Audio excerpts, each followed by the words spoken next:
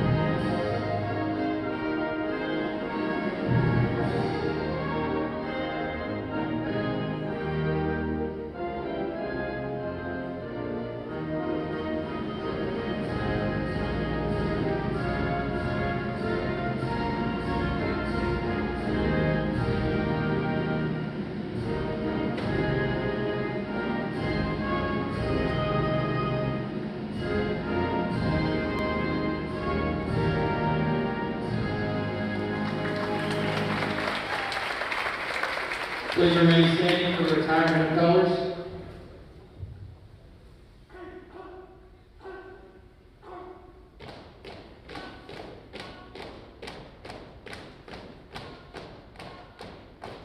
And once again, thank you to both junior ROTCs from Clinton and Anderson County, the Navy junior ROTC from Anderson County, and the Air Force from Clinton. And they do a fantastic job every year. Yeah, it's good to see them both tonight, like we saw them last Friday night, both programs on the floor. And brings a little community. I like that. That's awesome. Absolutely. And Jared, we do have some new ways to watch us tonight. Yeah, exciting news. Why don't you run down all the different places where our viewers can catch us? Yeah, it's some exciting news for Anderson County television.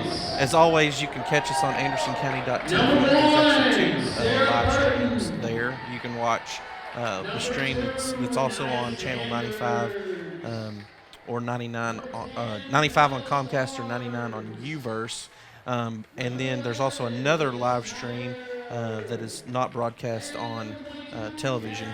But then you can also go to, if you have like a Roku, you can go and search for Anderson County Television. And ACTV has a brand new app there that you can download and watch all of our programming there. You can do the same thing at Apple TV. So, exciting for Anderson County TV as we continue to expand and grow. And Ryan and the guys do a great job. Ryan and Andy do a great job helping us get these things so we can get our content out to our community, and excited for that. So they're now going over the starting lineups. We're going to reset a little bit and go with the starting lineup for the Lady Dragons. We got 5'8" guard, junior Sarah Burton, 5'6" wing, senior Nia Sanders, a 5'6" wing Bella Starnes, a 5'7" guard, she's a freshman, Lydia Snyder, and number 22, Jasmore, 5'11", she's a senior, and she'll fill that post position. Absolutely. And then for the home Mavericks, you have number 00 Myra Mustard starting, as well as Kylie Alvis, Courtney Neer, number 5. Alvis is number 1. Emily Mustard, 21, and Jalen Bullock, number 30. As freshman, she's going to be starting. And Jared, from what we talked to, because of the great interview that Coach Alvis did with us last week, we know that, that Coach Phillips did with us. Okay. I apologize. Coach Phillips did for us last week. The team's finally getting together and getting to practice together. 3-point shot by Burton. Bottom knocks it down. Very nice shot there by Sarah. They're actually starting to play together, and Jazz is getting closer to being, ready to go in, full shape, as far as game shape. So now we've got the Mavericks with the ball. Bullock controlling right now. Sarah Burton knocked down the first 3-pointer from the corner. Moves the ball inside. I can't quite see the number. Jump ball called. And possession arrow will be with the Lady Mavericks, where Clinton controlled the tip. Bullock to inbound. Clinton steals the ball, gets the ball over to Burton. Burton bringing the ball up the court. Nice move. Kicks it back out around the top of the key. And puts it up. No good. And here come the Mavericks with the ball. Yeah, Alvis over to Bullock. Bullock brings the ball up. Coach Anasicki's calling her play out to her players. And once again, congratulations goes to Coach Phillips. Not only Clinton's high school teacher of the year, but also the teacher of the year for the county high schools.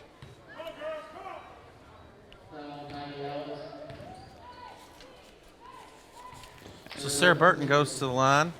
She'll shoot 2. Misses the front end.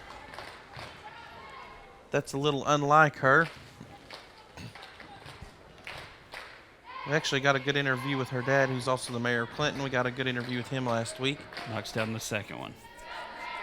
Yeah, Burton's coming off a big game last week from the Lady Mavericks. 24 points. Was it if I 24, remember. 25, something like that. Well, she's And got then- all 4 points for the Dragons so far tonight. And then the other night at Gibbs, when we played Central, she had a big game. It was a good win for the Dragons. They came back and won by 2. At Gibbs when you played Central? Yeah, supposedly Central had like a flood and / leak. Oh. So they had to move the game to Central. Nice ball movement there by the Mavericks. Looks like, was that number 10? Yeah, Anderson County gets on the board. I think it's 0-0. 0-0, Myra Mustard. Yep. Very nice shot there by Mustard.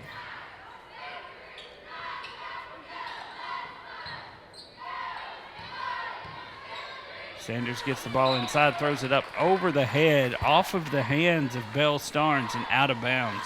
Yeah, the pass is a little strong, but she tried to get that ball inside. I like the aggressiveness by the Dragons. Stolen by Sarah Burton, pulls up for the 2. Jump shot no Little good. strong. Bullock with the rebound. She's pushing it up the court, trying to find somebody to get it to break this press. Anderson County sloppy breaking the press tonight. 2-point shot inside the line. Gets the friendly roll and drops. So Clinton leads 6-2 here early in the first quarter. Dragons bring a little bit of press. I mean, it's working right now. This is what they did last week, where they were able to, really turn Anderson County over a lot with those, especially with those young players. Having that pressure on them to something that they haven't seen a ton of outside of Oak Ridge this year.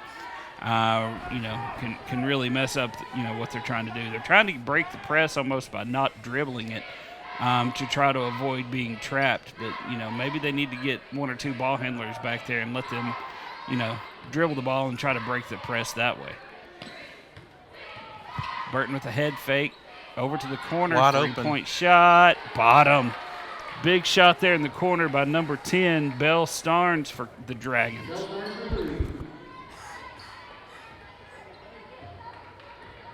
This time Bullock's pushing, breaks the press. Good pass. Nice bounce pass underneath, puts it up, no good. Rebound by Moore. Yeah, Moore's a dominant presence on both ends of the floor. Another 3-point shot from the corner, knocks that one down as well. Clinton is hot from 3-point range. That was number 11. Number 11, Lydia Snyder. So just like that, in just a few trips down the floor, the Lady Dragons take a 10-point lead. Bullock tries to take it up, strong in the paint. No foul called. From deep. A little short. Mustard with the rebound, gets it to Bullock, and Bullock bringing it up.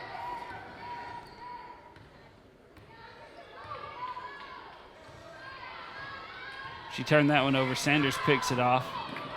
Good Nice defense. steal there by Anderson County, and then she loses it. Oh, it was poked out by Sanders. 3:30 left to go here in the first quarter. Clinton with an early 10-point advantage, 12-2, as they have been red hot from the outside.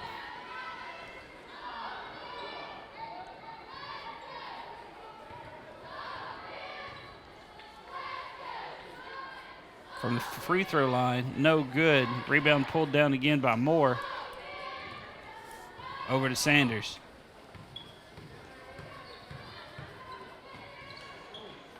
Nice steal there by Anderson County. Alvis is pushing it up the floor. Lays it up, no good. Blocked by Burton. And she brings it back up.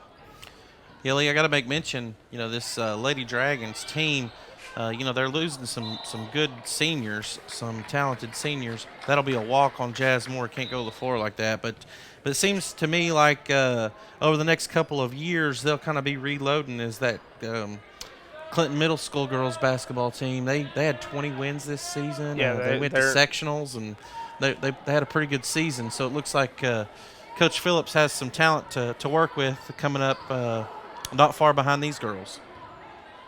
Yeah, they went on a roll this year. It's always good to have those feeder programs. That way you can just reload. And that is going to be a foul on 11, Snyder. That's her first foul, team's first foul of the half. Alvis to inbound the ball to Bullock.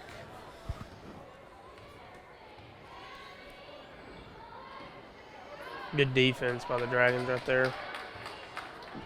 Burton bringing the ball up. Pulls up from 3, no A good. little short. Y'all are on the same team. Don't fight over it too much. Bullock bringing the ball up. 2:10 left to go here in the first. Alvis lays it up, no good, but I believe she was fouled, and she'll go to the line to shoot 2. No, they're going to call a charge on Alvis. That is 2 for Alvarez right now. Yep, she'll come to the bench probably. Yep. And looks like checking in for her. I can't see the number. I think there's a timeout. Yeah, it looks like the Dragons call the timeout. Looks like 22, Rowan Smith has checked in for Alvis for the Mavericks, for the Lady Mavericks. And guys, this is kind of what we talked about with, with Clinton being able to run this press and, really being able to run the floor and being so hot from 3 starting out. I mean, that's just tough to overcome. And then, their defense is just swallowing. They're tough on D. Yeah, they got to keep up that. I mean, Clinton's going to keep that pressure up all night. I mean, we saw it last Friday night. What we got to figure out is if Anderson County has figured out a way to break that press. We've seen some glimpses of it where they can, but they got to make good, strong passes. They can't make lazy passes. They got to make smart passes too. Absolutely. Yeah, I agree with y'all. I mean, Clinton's passed the ball good, honestly, tonight. I've seen, the other night they really didn't pass that good, but still. So I think passing their defense, that's going to help them win this game. And so right now is Burton the leading scorer for the Dragons? Belle Starnes is. She Starnes? has 6. She's got 2 threes. That's right. Yep. And then Burton's got 5, Mm-hmm. and Lydia's got 3. So that's how the Dragons have been able to build that this early lead against the Lady Mavericks. Dallas is our stats guy tonight. He's really keeping an eye on things. I'm hoping Dallas will be able to keep us on track and how many fouls they got and points, shoot free throw percentages. And just to let y'all know, we are going to go back live as soon as we can. We're trying to straighten up some camera issues, so we will go back live very shortly. So, but guys, I mean, this is kind of what we expected a little bit with, as well as the Lady Dragons have played this year, and with the with the Lady Mavericks really in a rebuilding, retooling season with a whole new coach, very young players. And it's showing tonight. The Dragons' defense has just been unstoppable. The Mavericks haven't really been able to get anything going tonight. Well, when you have, you're starting a freshman at the point guard position, she's done a serviceable job. She's doing, a good job for, but her potential is a lot greater, and she's still a freshman. And these games like this, they're learning experiences for them, and maybe if they may want to switch and let Alvis kind of run it a little bit. We'll see that some. I think with 2 fouls, Alvis is going to stay on the bench for a little while, but because they don't want her picking up her third probably here in the first half. But some of those fouls, with a short bench like they have, it's going to be a frustration, foul or 2 that come into play there. And once again, we will take you back to live basketball action here shortly.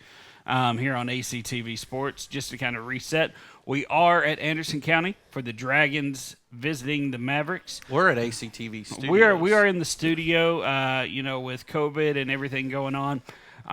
We've decided just to, kind of help the situation out, social distance, and really just run everything from here. Well, plus we get this beautiful studio.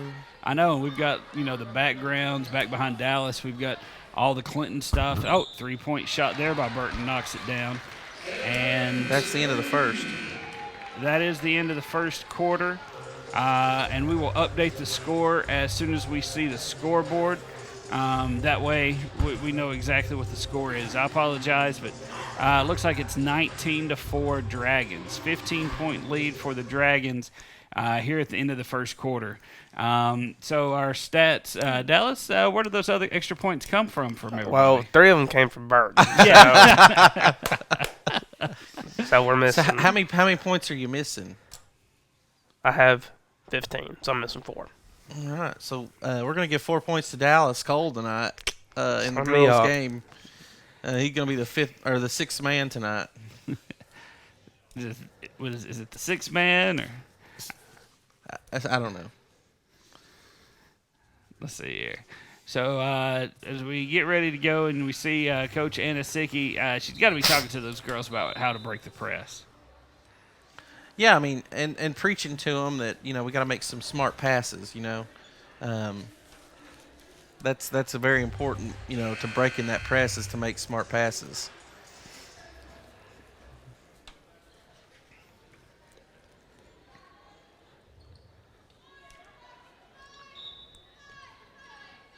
And here come the Dragons to inbound the ball. They get the ball starting the second quarter. Let's see if the Lady Mavericks are able to change anything up. Burton from the corner, no good. Rebound pulled down, and they reset back up to the top of the key. Get it into Jazz Moore. She pushes it back out. Little long. It doesn't look like Jazz is really looking for her shot as much as she did that first night. She's passing a little bit more. Good defense right there by Naya. Going to drive and made it. I don't know how she wasn't fouled right there. Yeah, I was waiting for the foul call. And one, yeah. So 21-4 Dragons. Nice ball movement by the Mavericks. Shot's no good off back iron.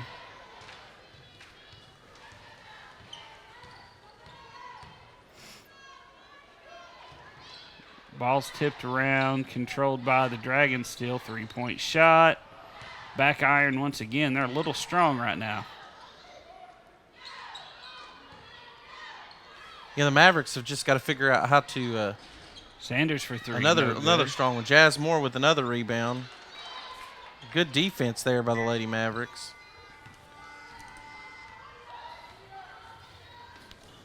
Good pass. Not able to finish, though, unfortunately. That was a good-looking pass. Looks like the Lady Dragons have gone a little cold from behind the arc. But their rebounding is definitely up because they've had, 4 or 5 attempts that last time down the floor? Yep. Good ball movement.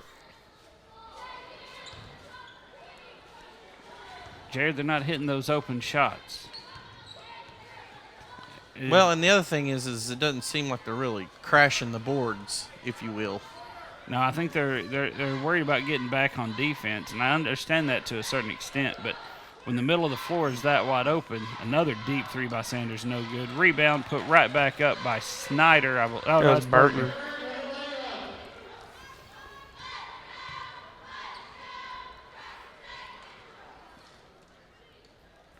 Alvis with the ball.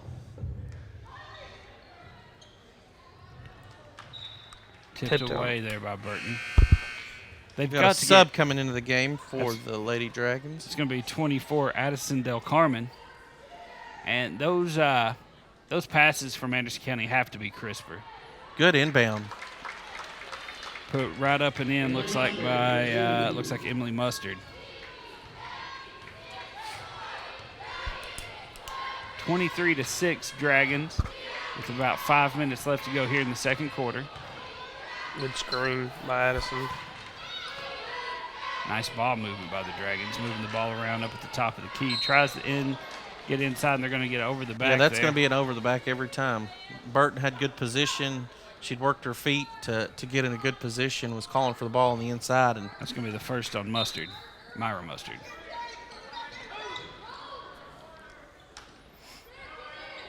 Nice and deep.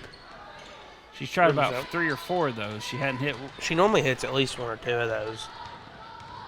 She's She's hit a so few this far year. there behind the line, though.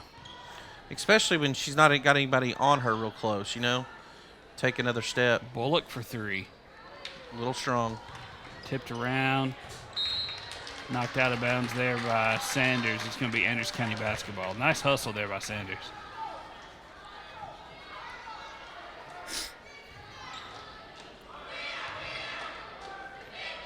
That's a Good pass. much better pass. Good shot. Nice layup there by Alvis. See, those are the type passes you need to make. You need those, throw them in there with some authority. Those little lob passes are going to get picked off by Clinton every time. They're Sure. ready for those. Sanders and Burton live off those, and then on the fast breaks. Yeah, the athleticism of Clinton's girls is a little underestimated, I think. They can fly up and down the court with the ball. And their basketball IQ is so high. Like, they know exactly where it's going to go. So Burton, Another floater there in the lane by Burton. Dragons still bringing the pressure at half court. You weren't good at math, were you? Wow. Because that was at least three-quarter court. there's going to be a at foul on the least. floor. Looks like it's going to be on number Oh, I 10, broke my rule. Starnes. I broke my rule, Dallas. I'm sorry. Yeah, you're supposed to. I'm laying off Dallas tonight. That's what I'm going to do. Yeah. I'm making a valiant attempt. Yeah. At least I called myself out, though. You did. You know, Sanders back. Good pass. go up strong. Gets it into Bullock. Bullock with a little floater in the lane knocks it down. Lady had- Mavericks have found a little offense here the last 2 or 3 times down the floor. That's a real positive for them. Looks like the Lady Dragons are going to take another timeout with 3:28 to go. The Lady Dragons lead the Anderson County Mavericks 25-10. Bullock with that shot. I know she learned how to play ball from her mom, because I know her dad might be an assistant coach, but he's not the ball player that she was. Her mom's the assistant coach. Oh, I thought Brad was. No. Is it Emily? Yeah. My bad. Brad's horrible. I wouldn't say that. Anytime I can put Brad down, I take the chance Oh, okay. Yeah, Clinton announced a new girls volleyball coach today. Mm-hmm. Yeah. The Clinton Middle School PE teacher. PE teacher Oh, is the new Lisa Householder. Mhm. Yeah, she has some collegiate experience. She coached at Carson Newman, and so Would like congratulations to her, and Absolutely. welcome her to high school volleyball. Actually, I think she's back in high school Right. volleyball. She's been there before.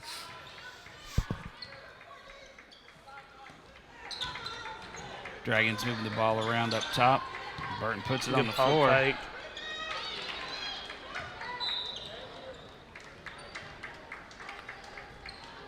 Out of bounds on the Dragons. Near to inbound the ball. Alvis and Bullock right there to take the pass. Good pass there by Bullock, getting it across to Alvis. Take it to the hole. Nice good pass pass. underneath. That's going to be blocked by Burton. Dallas, she didn't step out of bounds right there.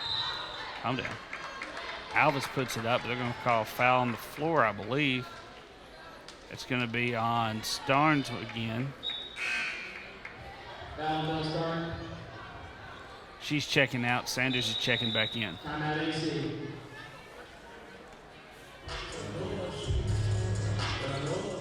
Another timeout is called.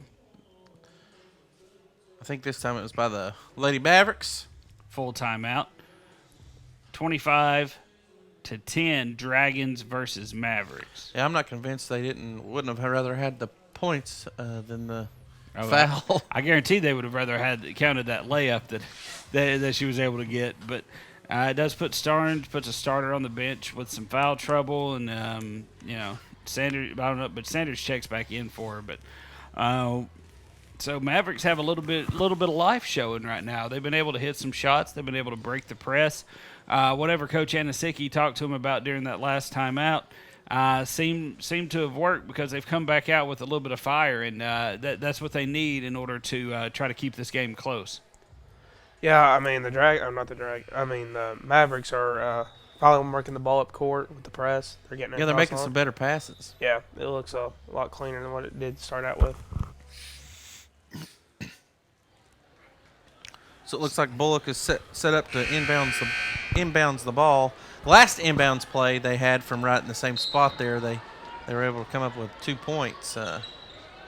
Looks like they did a different inbound play that time. They got more back in, so Ooh. not able to control it. Yeah, with more in there, that little lob to the person standing in the center of the lane probably isn't going to be there. So Bullock inbounds the ball to Snyder. Snyder bringing it up. Or I'm sorry, Burton inbounds the ball to Snyder. Snyder bringing it up. Back to Burton. Burton. Ooh, I thought she was going to take it there from the corner. Nice defense there by Bullock to poke the ball out of bounds. Ball is going to stay with the Dragons. Yeah, Burton was looking up where to pass it, and Bullock used quick hands to knock it away.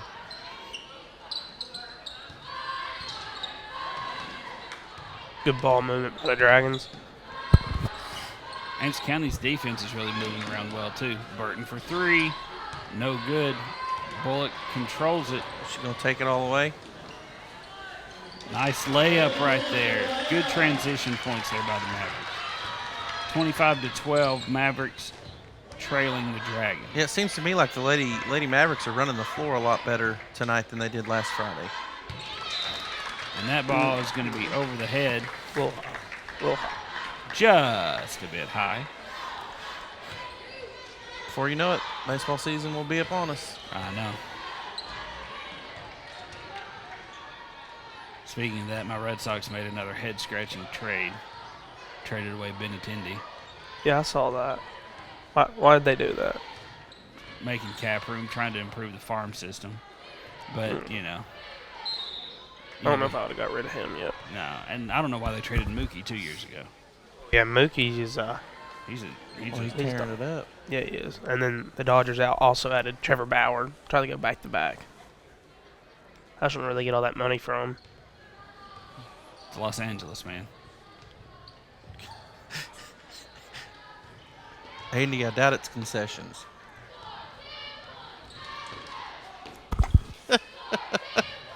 Bullock with the ball poked out by Sanders. We got our producer in our headsets here, and sometimes they make some remarks that get us tickled, so forgive us. The Braves need to do something too while we're on the subject. They did sign Azuna, but they need some pitching. Everybody needs pitching. Rebound there by Maddie, number 5, for the Dragons. Block shot there, and here comes Bullock once again pushing the ball up the court.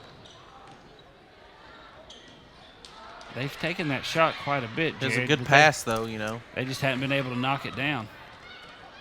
Sanders over to Burton. 3-point shot, knocks it down. Did she get fouled? Yeah, That can be a Oh. 4-point play. The old-fashioned 4-point play. Wow. Was that granny shots? And the old-fashioned 4-pointer. We don't see those often.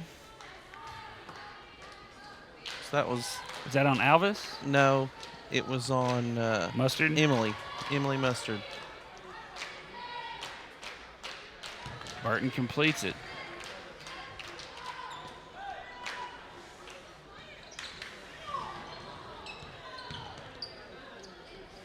Puts it up. Here comes Bullock pushing it up the court.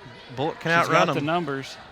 Good pass. Oh, Crawley be- gets down the field gets down the court, knocks it away. Good defensive play by her. Yeah, she's playing guard, not defensive back, Jared. You know, You can't knock it. You can't knock the pass away for an incomplete in basketball. it's an incomplete pass. Brings up 4th down. Good job on Bullock controlling that one. That wasn't Bullock. Oh, wow. Nice floater That by was- Bullock, yeah. Sorry, there was the other short girl with blonde hair.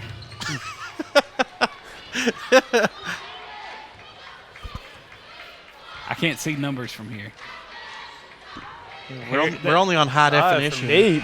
Drains it. Finally It's a hits buzzer that one. beater. Buzzer beater knocks Looked that like one that down. was 22 for the Lady Mavericks. So that's your Riley halftime Smith. score.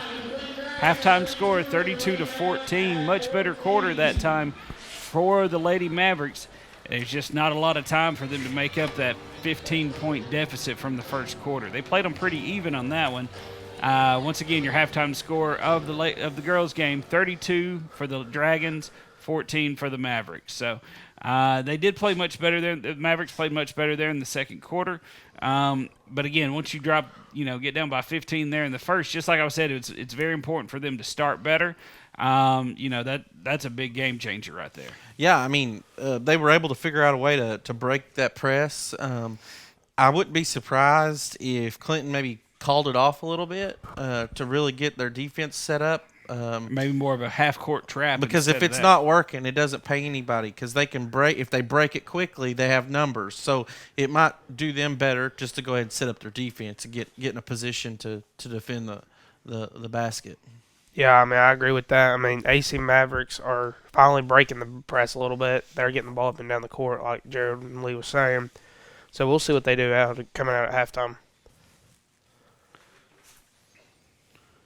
So as we get ready, we're waiting to see if we're able to get any interviews tonight. We don't know. We are still working on that. But so Dallas, I know we missed 4 points for the Dragons and 2 points for the Mavericks. Oh, we didn't miss them. We know where they're at. Dallas Cole scored those 4 points. So, but for what we do have, give us a rundown of the first half stats. For the Lady Dragons, we have Sarah Burton leading the way. She has 15 tonight, and then behind her is Belle Starnes and Nia Sanders, and then for the Lady Mavericks, we have Kylie and Mustard leading with 4 on each side of theirs. So also Jasmine Moore's having a big rebound tonight. She has 5 already. So yeah, Bullock's got 4 Bullock, as well. 4 as well. think. Yeah, you're right. Jalen Bullock. Mm-hmm.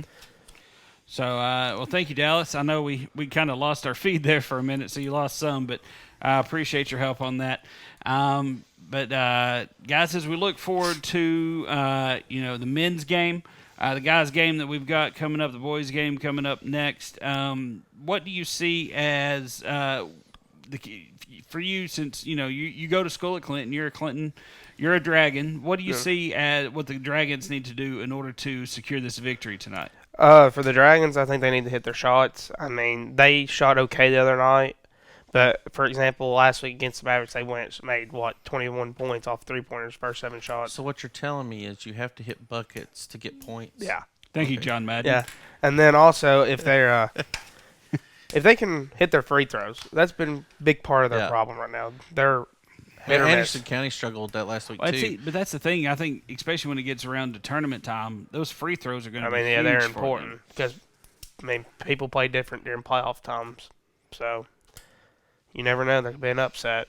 Yeah, and you've got to be able to hit those freebies. And Jared, what about for the Mavericks? What Well, do you see I think as their biggest need? I think one of the biggest thing is you got to get Jet going early. I mean, Yeah, if he doesn't have a good game, they're going to struggle. I think it's important for him to get going. He struggled the other night at Clinton, knocking down some shots. I think that he is a key to the Mavericks having a chance to win tonight. And then really just their ball movement and defense. I mean, if they can limit those 3-point shots that Clinton was able to knock down last week, if they can limit those and play good defense, I think it'll be a much tighter game tonight. yeah. Last week you had Anthony White played really good. He had 11, and then also your lead scorer was Stone Hatmaker, 13, big Tusculum commit. So we'll see. But I'm with you. I think the biggest thing is, number one, 2 things. For Anderson County to be able to stay in it. And for Clinton, they just need to do the same as they did last week. Yeah, they're going to knock down shots. When you go up, when you get 21 points, off your first 7 or 8 shots, that's pretty huge. Oh, absolutely. And and they jumped out to that big lead in the first quarter, and Anderson County was never able to recover. But for the Mavericks, they've got to be able to hit a shot. They were they didn't hot as Clinton was in that first half last week. Anderson County was that cold. So you put those together, and that's going to end up, extending that lead out. And on top of that, the Dragons' defense was stifling as well, not letting them, really get the ball up the court. So it's going to. The Dragons just want to do the same thing as they did last week, and the Mavericks want to try to, play. They need to hit a shot. Some sort of consistency on offense. Well, while we have a break here in the action, we're going to get Dallas Cole to show us some of his moves up here on this Funny. basketball goal. What? Oh, No? on the goal? Yeah. Nah, I don't want to bring it down. I don't think we have. Yes. I don't actually think we have a mini ball. Oh, okay. But Dallas, he's like, actually, we do. We do. We But do. his face is turning red. I like it when that happens. Anytime that we can get Dallas's face turning red and he's not looking up and getting him a little embarrassed. But I am proud of his beard game. I can actually see it on the screen. It's coming tonight. in. It's taken 3 weeks, but he's getting there. And No, it took 2. No, this is week 3. yeah, it is week 3. I Maybe forgot about the by Clinton Oak Ridge game. maybe by next year, if he comes back and does a game with us, he might be able to get a little bit actually on the chin there. Yeah. That'd be really nice to see. I just can't get anything to grow right here. So But guys, thank you so much again for watching us here at ACTV. As we are at halftime, the Lady Dragons are leading the Lady Mavericks 32-14. We are at Anderson County tonight. Once again, my name is Lee Fogarty. Jared Fogarty next to me, and Dallas Cole. Legendary Dallas Cole is over here as well. Lee, while we got a break here, I also want to tell people if you watch us on the app or something like that, and you would like to watch us on TV, you can find us at Comcast Channel 95 or Uverse, AT&T Uverse Channel 99. But they've also added a couple of really cool things to our programming. You can now go to the Roku App Store and download the Anderson County Television app. It says ACTV. It looks like the logo that we have up. It does, but you have to search Anderson County Television. Yeah, you can't search ACTV. No, because that's Anderson, South Carolina, I think. well, no, you got Anderson, South Carolina, but you also get Asian Citizen Television out of because I was searching for it, yeah. And that's out of Las Vegas. So yeah, it was Okay. yeah. All right. It had different Mandarin and a couple of different Oh, ones. you downloaded it. Okay. Well, I was looking for it. I I'm just just saw kidding. the differences. And then you can also do the same thing on Apple TV. Absolutely. You can go and search for the app there on Apple TV as well. So get a few different ways to watch our programming. And, hats off to Ryan for being able to do that and get that going. And also want to make mention that our hearts go out to Lake City Elementary School tonight. They lost their principal, Mr. Baggett. He's been there since 2011, and I met the man a few times. He was a kind soul. They called him Papaw, and I think he loved it. So just be in prayer for that community up there, and our hearts go out to them. Absolutely, and it's just a tough thing, Unfortunately, the schools have been kind of hit hard this year with some losses, and so to all the students, faculty, people at central office. He was actually also the school director for Oneida City Schools, and and then his wife. I thought he was at Campbell County. It was Oneida. Oh. According to everything I read today, it was Okay. Oneida.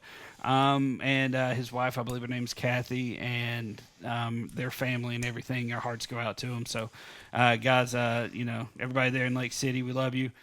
We feel your pain, and you'll be all right. You'll be able to make through this. It is going to be a big adjustment, though. Back to as we see the teams start warming up here before halftime.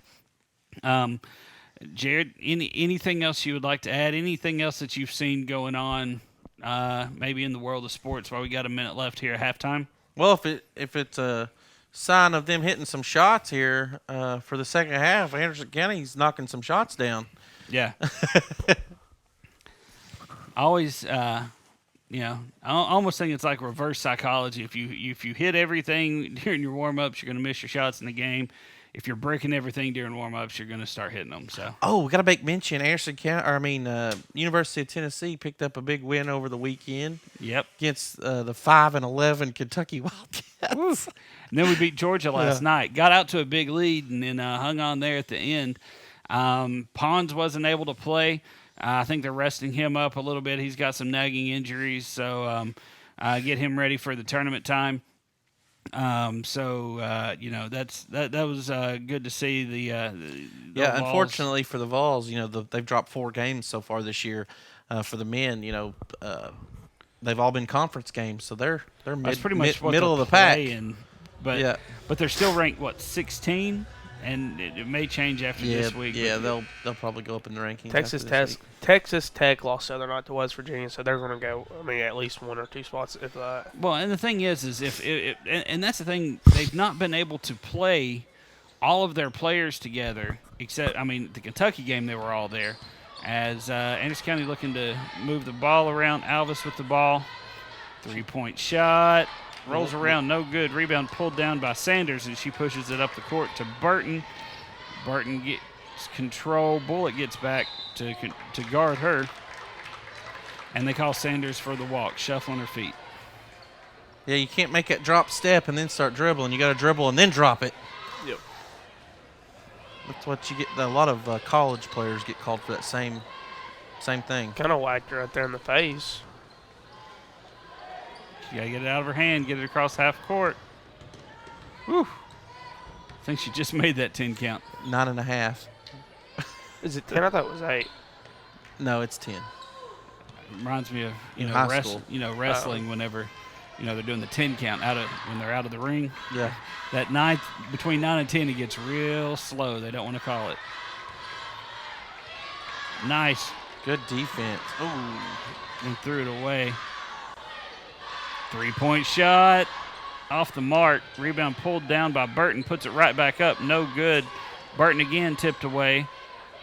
And then Jazz gets it right around the free throw line. Nice ball movement now by the Dragons. Deep shot by Sanders. No good. Rebound pulled down. Looks like Mustard got it. And now we're headed back the other way. In the conservatory with the rope. It's the candlestick, Lee. Always the candlestick. Oh, okay.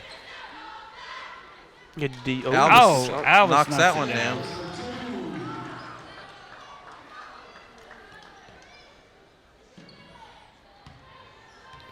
16-point advantage by the Dragons, 32-16.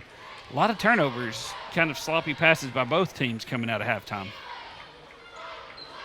Yeah, Clinton's not looking good right now in their passing, or even some of their shots they're taking. Anderson County's defense definitely looks better, though. A couple of players get tangled up there. And she's going to get hacked, and she's going to go to the line to shoot the and one. Nice play there by Burton to put it up and in with the harm. And that's going to be another foul on 00 Myra Mustard. Looks like they're going to let them play a little bit here. As looked like there could have been a couple of different things where they were couple of different plays there where they could have called fouls, I thought. Burton knocks down another one.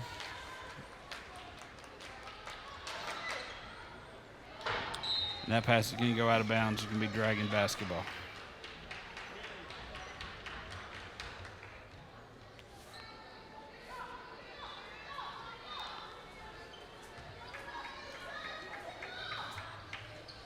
Puts it up, knocks it down.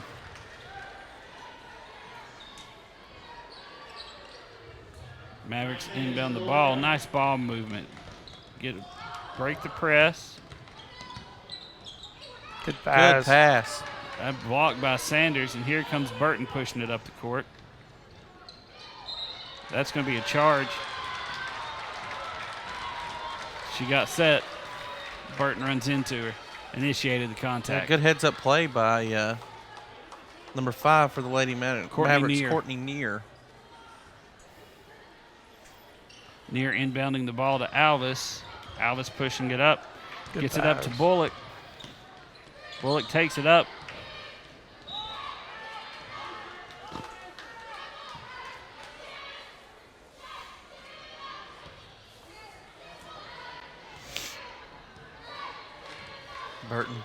Burton's at the point.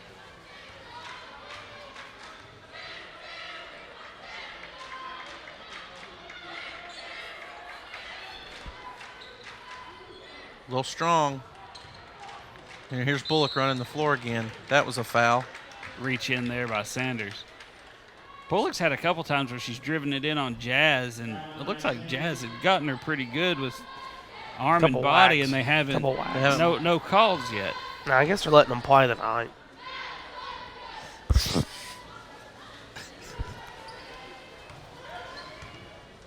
Yeah, that's one thing that Coach Anasicki, she can 3-point shot, knocks it down. make a comment to the referee about that. Big shot there by number 21, Emily Mustard. Anderson County's feeling a little momentum here.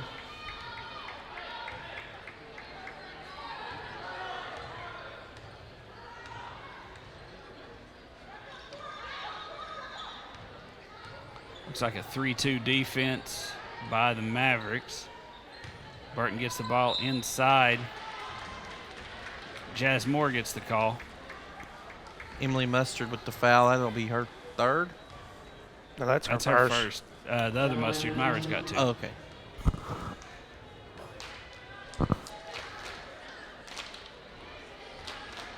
Knocks down the first one.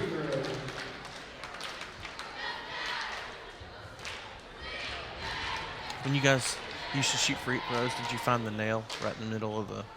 I saw that when I play now. that That how rec you- league. That rec league. Is Hooper. that how you teach all your? Yeah, that's part of the skills camp. Is that going to be part of the skills camp free throw shooting? Yeah. Yeah, that section's called Nailed It. Ooh. I like it. Another 3-point shot by 21. No good. Good rebound though. Put right back up. Jazz throws it deep. No good. Near with the rebound. They're not calling that stuff underneath, man. They're calling reach-ins. They're calling Yeah. anything. They're But if letting they're them- driving, because, Jazz has got away with a couple, and then Anderson County got away with one right there. And right Alvis there, took that one hard. again, Alvis took it up strong. They're not calling those drives inside the paint. Saved by Clinton, but it goes to an Anderson County ball player, and Bullock brings the ball up the floor. I think she was being a little too much of a teammate there, Lee. She needed to take that up strong. Yeah, Ooh, good. Nice move there by Sanders. there seems to be a lid on the bucket the last 4 or 5 trips up Oh, the court on both both sides. sides. Somebody put like some clear plexiglass in the hole. Kind of like they do at Walmart. Yep. So I can't dunk at Walmart anymore. Well, you can only do that because they lower it to 7 feet. No, I lowered it to 7 feet. They didn't have to do anything. No, I got the ladder from over in the tools department. There you go. Jazz leaves and they do that same inbound play I wonder how many times they've practiced that. a lot. Every time that they have an inbound underneath the basket and Jazz isn't in the game, they run that play.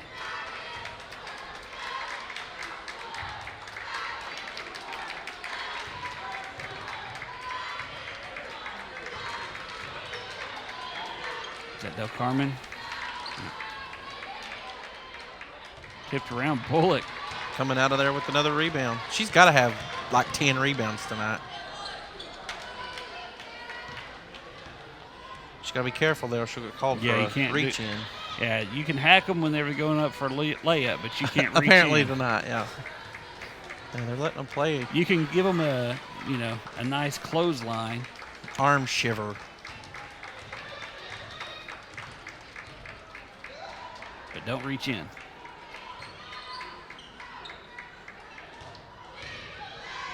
Nice drive. Puts it up. No good. Rebound is going to be fought. We'll head back the other direction. Courtney Neer will inbound the ball. Looks like Dragons have backed off the press a little bit.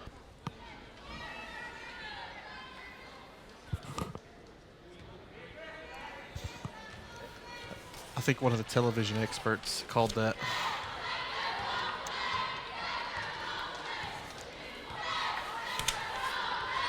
Bullock inside to Alvis. Nice ball movement by the Mavericks. Trying to find open player. That's got to be a walk. Unfortunately, she That's shuffled her flipping feet. up down. But I guess Well, you can feel she around. dragged that left foot about 3 feet. Yeah. But LeBron does it. And Would you quit with LeBron's a that? joke. That's why Jordan's still better. Oh, yeah. Can you imagine how much whining there would have been if LeBron played in the 90s? He wouldn't make it. Different type of basketball. Dennis Rodman would have owned him. Jordan would have owned him. Who was that big center for the Pistons, too? Bill Lambier. Yeah, Yeah. he had to give him a whack. Oh, They evened out for the man. count. Looks like we got a Lady Maverick down. Is that Courtney Neer? I think so. Or is that Alvis? No, I think it's Courtney. I think it's Alvis has the leg things coming down. And she has the purple shoes.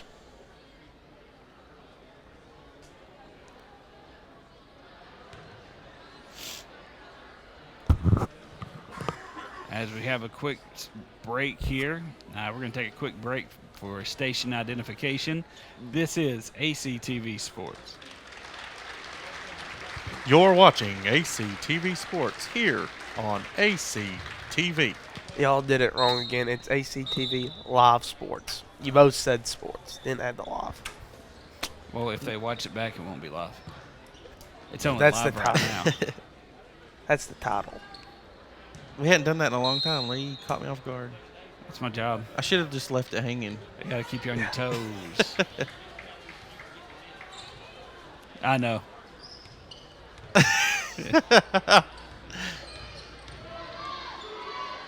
We just do it to get under Ooh, each other's three-point nerves. shot there by Burton. Big shot there by Burton, really. Well, looks like we may have missed a point somewhere. According to the scoreboard, it's actually 42-21.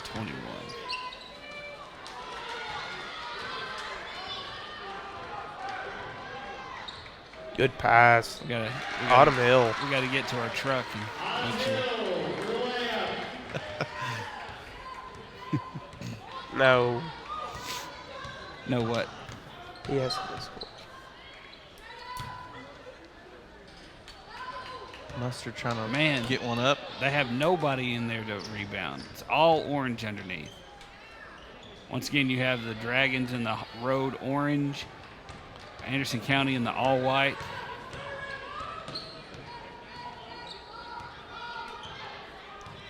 (44-21) with about 30 seconds left to go here in the third quarter. Good screen. Double screen. A little strong. Rebounded by Burton. Burton bringing the ball up once again. She's pushing it.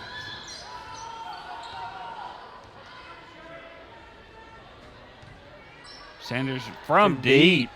No He's good. a little short. Good rebound by Alvarez. She tries to throw it up, and that's no good. And that's going to be the end of the third quarter. Your score, Anderson County 21, the visiting Dragons 44. With 1 quarter left, Jared, it is kind of the way that we thought. Give us some Dallas, give us some updates on the scoring for the leading scores for the teams. For the AC Lady Mavericks, Jalen Bullock is up there, and she has 4 with 4 rebounds, and then Kylie is team leader with 6, and then for the Clinton Lady Dragons, Sarah Burton's playing phenomenal tonight. I mean, she has 22 points and 5 rebounds, and also Jasmine Moore only has 2 points, but she has 8 rebounds, which is helping Lady Dragons in a big way. Absolutely, yeah. They're not getting the game from Sanders and Jazz Moore that they got last week. I mean, it was senior night at home. Gonna make a little bit of a correction. I think we misspoke. Lori Johnson is the new Head volleyball coach for the Dragons. So sorry about that. I was relying on my Clinton contact, Dallas Well, Cole, to have the right information. So shame on me. Well, we try to, bring in these quote-unquote Clinton guys to help us out. About to get the fourth quarter underway. The Dragons have a commanding lead here as they lead 44-21. And I think we'll probably see a few girls get some playing time here. We saw some there at the end of the third for the Dragons. Burton pull up, rebounded by 21, Mustard. Emily Mustard. Bullock bringing the ball up. Got to give my good friend Robbie Harrell shout out for him Three-point shot, no good. helping us out there. Good save by Nia. Sanders brings it up. Good ball movement. Three-point Oh. shot. A little long. Good rebound by Burton. Inside to Moore, tipped around. Moore with a spinner. Lays it up again, and she walks. Oh, walk. Oh, my bad. My bad. That was a little bit of a whack, but they're not calling the whack. They're not calling those underneath. Somebody needs to tell the guys. Hack-a-Shack would have loved this, right? Oh, yeah, Shaq would have loved it because they never would have called a foul on him. Or against for him. Oh, man, they're just not able to put that ball in the hole right there. Gets it out to Burton. Burton pushing it up once again. Leaves it for Sanders in the corner. No good. A little strong. Rebound controlled by the Dragons. I thought Bullock might have been called for a reach there. Burton puts one And up. one. And one.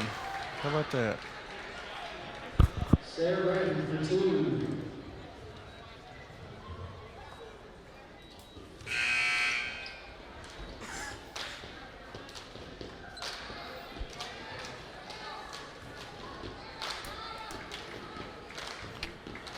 So she will try to complete the three-point play here.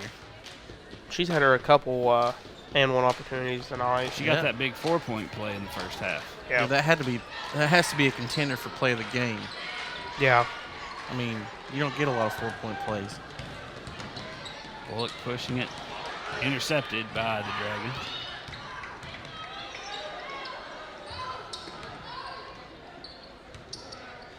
Good pass by Nia. Jasmine puts it up for 2. So Clinton's put this press back on. They kind of let them fall asleep to it. And now they've put the press back on, and Clinton is starting to pour on some points. Good pass by the Gets it Mavericks. inside to Near. She steps out of bounds with it. Clinton ball.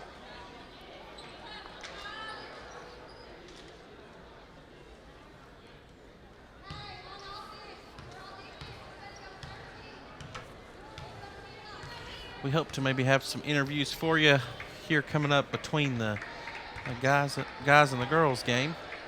We're working on it. It's always a good opportunity to hear from coaches and principals and athletics directors. And Oh, they did call one inside. That might be the first foul that they've called under the basket. Now, she was hammered, Yeah. but it's still the first one that they've called under there in a while.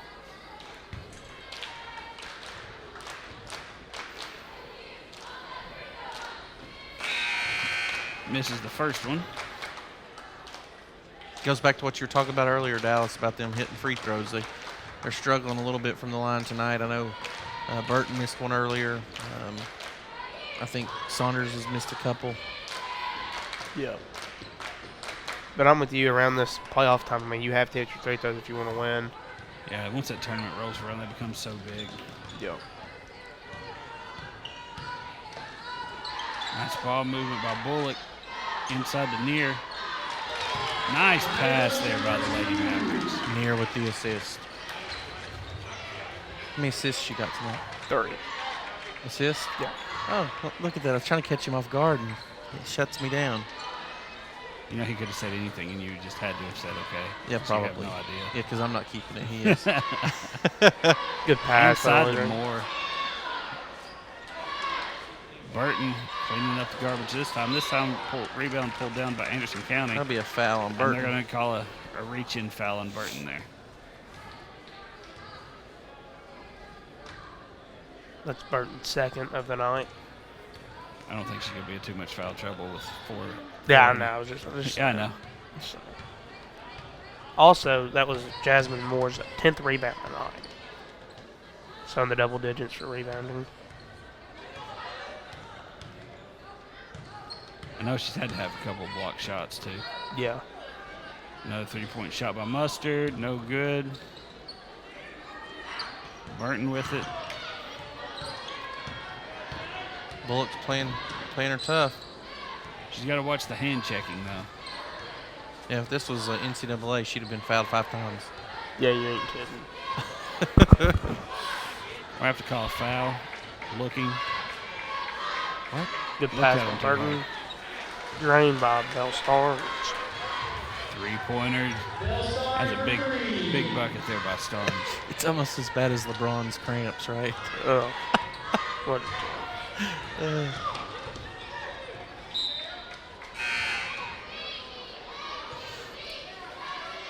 Nearest checking out. Looks like number 4, Emily Flatford, is checking in.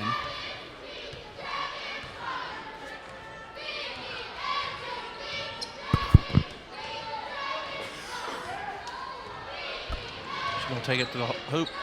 Ooh, she almost lost it. Okay. Sarah Burton for the layup. 54-23 Dragons.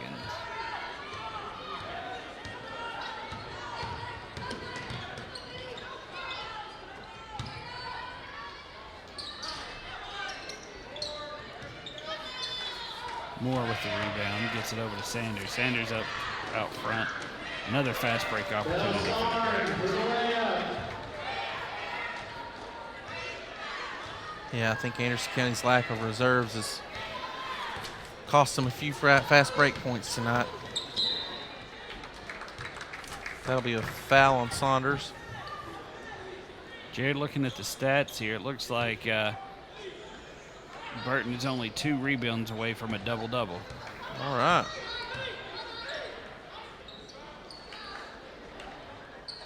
Alvis knocks it down. Woo. Shot. I almost called it too early. It just kept spinning Knocks right there. it. Ooh. Alvis for 2.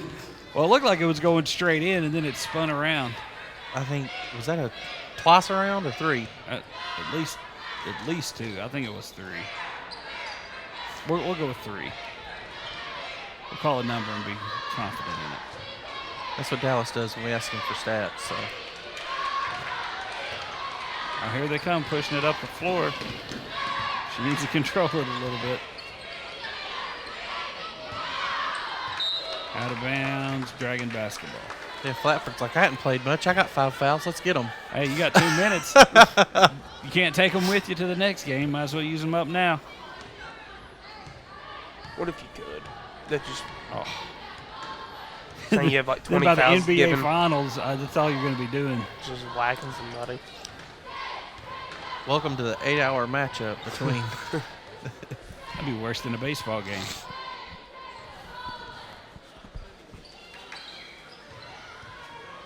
and 5 people would be sent to the hospital. Good block. Good save, though, by Naya. Pulls up, no good. Tipped around, controlled by. Finally, the Mavericks get it. Bullock with the ball. She's looking deep. Finds Alvis and lays it up and in.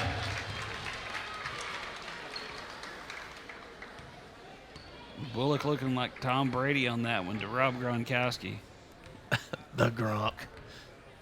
By the way, if you didn't know about the big game, NFL's championship game, Tampa Bay owned the Chiefs. And now, even as a Tennessee fan and a Peyton Manning fan, there's only one quarterback that stands alone as the greatest of all time. And that's going to be Tomothy Brady. Yeah, I have to agree with you. And it hurts my heart a little bit because I always considered him a kind of a system guy. If he wasn't in, in Belichick's system, yeah, what would he be able to he do? wouldn't have won so many. Well, he proved me wrong. He went to Tampa, and got 3 pretty much retired / rejects on the same team. Yeah, basically. Balled out. Brown, Gronk. Brown, and then Gronk retired from the WWE, and then Yeah, he had, Leonard to give Fournette. up, he had to give up his 24/7 365 championship on WWE. Yeah, they go ball out some more. And then Antonio. I wouldn't exactly call what he did balling out. He had 2 touchdowns. Well, yeah, but he didn't really do a whole lot the rest of the year. He had a much younger tight end that played He most blocked. Man, I don't care what you say. Oh, I think Gronk's blocking. Hey, he's a good player. I'm not saying that, but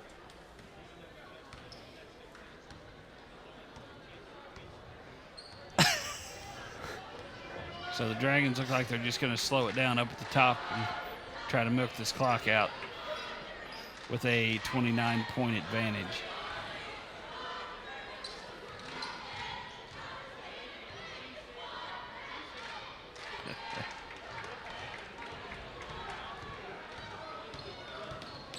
Bullock bringing it up. That's not Bullock. Oh, no, that's Rowan Smith.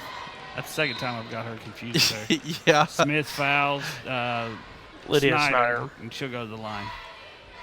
Snyder's a freshman as well. She has 5 points with 4 Who? rebounds. Snyder.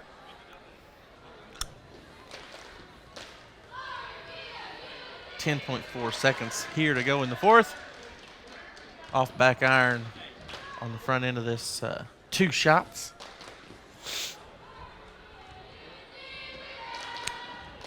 We hope to have the assistant principal, Travis Freeman, join us here momentarily. And That's A gonna be little early.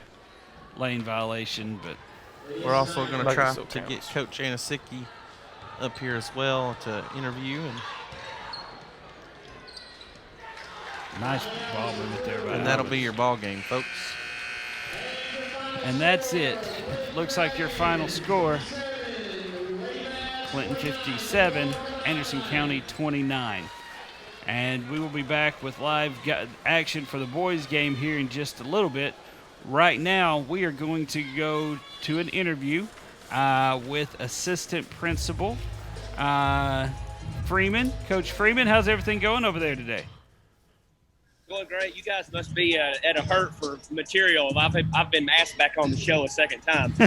Well, it was those ratings that we got the last time you were on here. That's really what did it. Actually, they had one question. How do you get your head so shiny? That's really what they wanted to know.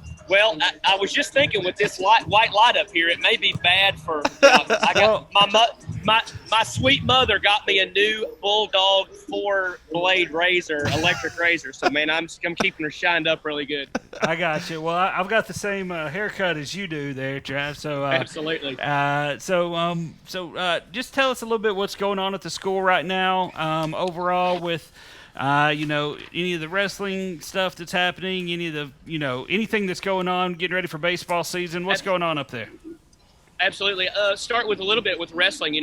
This weekend we'll have the privilege of hosting that region individual tournament, and we got a couple kids there that's going to get a chance. No, you're good. Go ahead. What were you saying? Okay, we got a couple kids that'll have a chance to advance out of that tournament. It's a great opportunity. So glad. I'm so thankful once again that our kids are getting the opportunity, whether it's basketball or wrestling. In August when we started school, I wondered if we would ever get to wrestling, and here we are. And so I'm in a region tournament, with a chance to advance out and get to.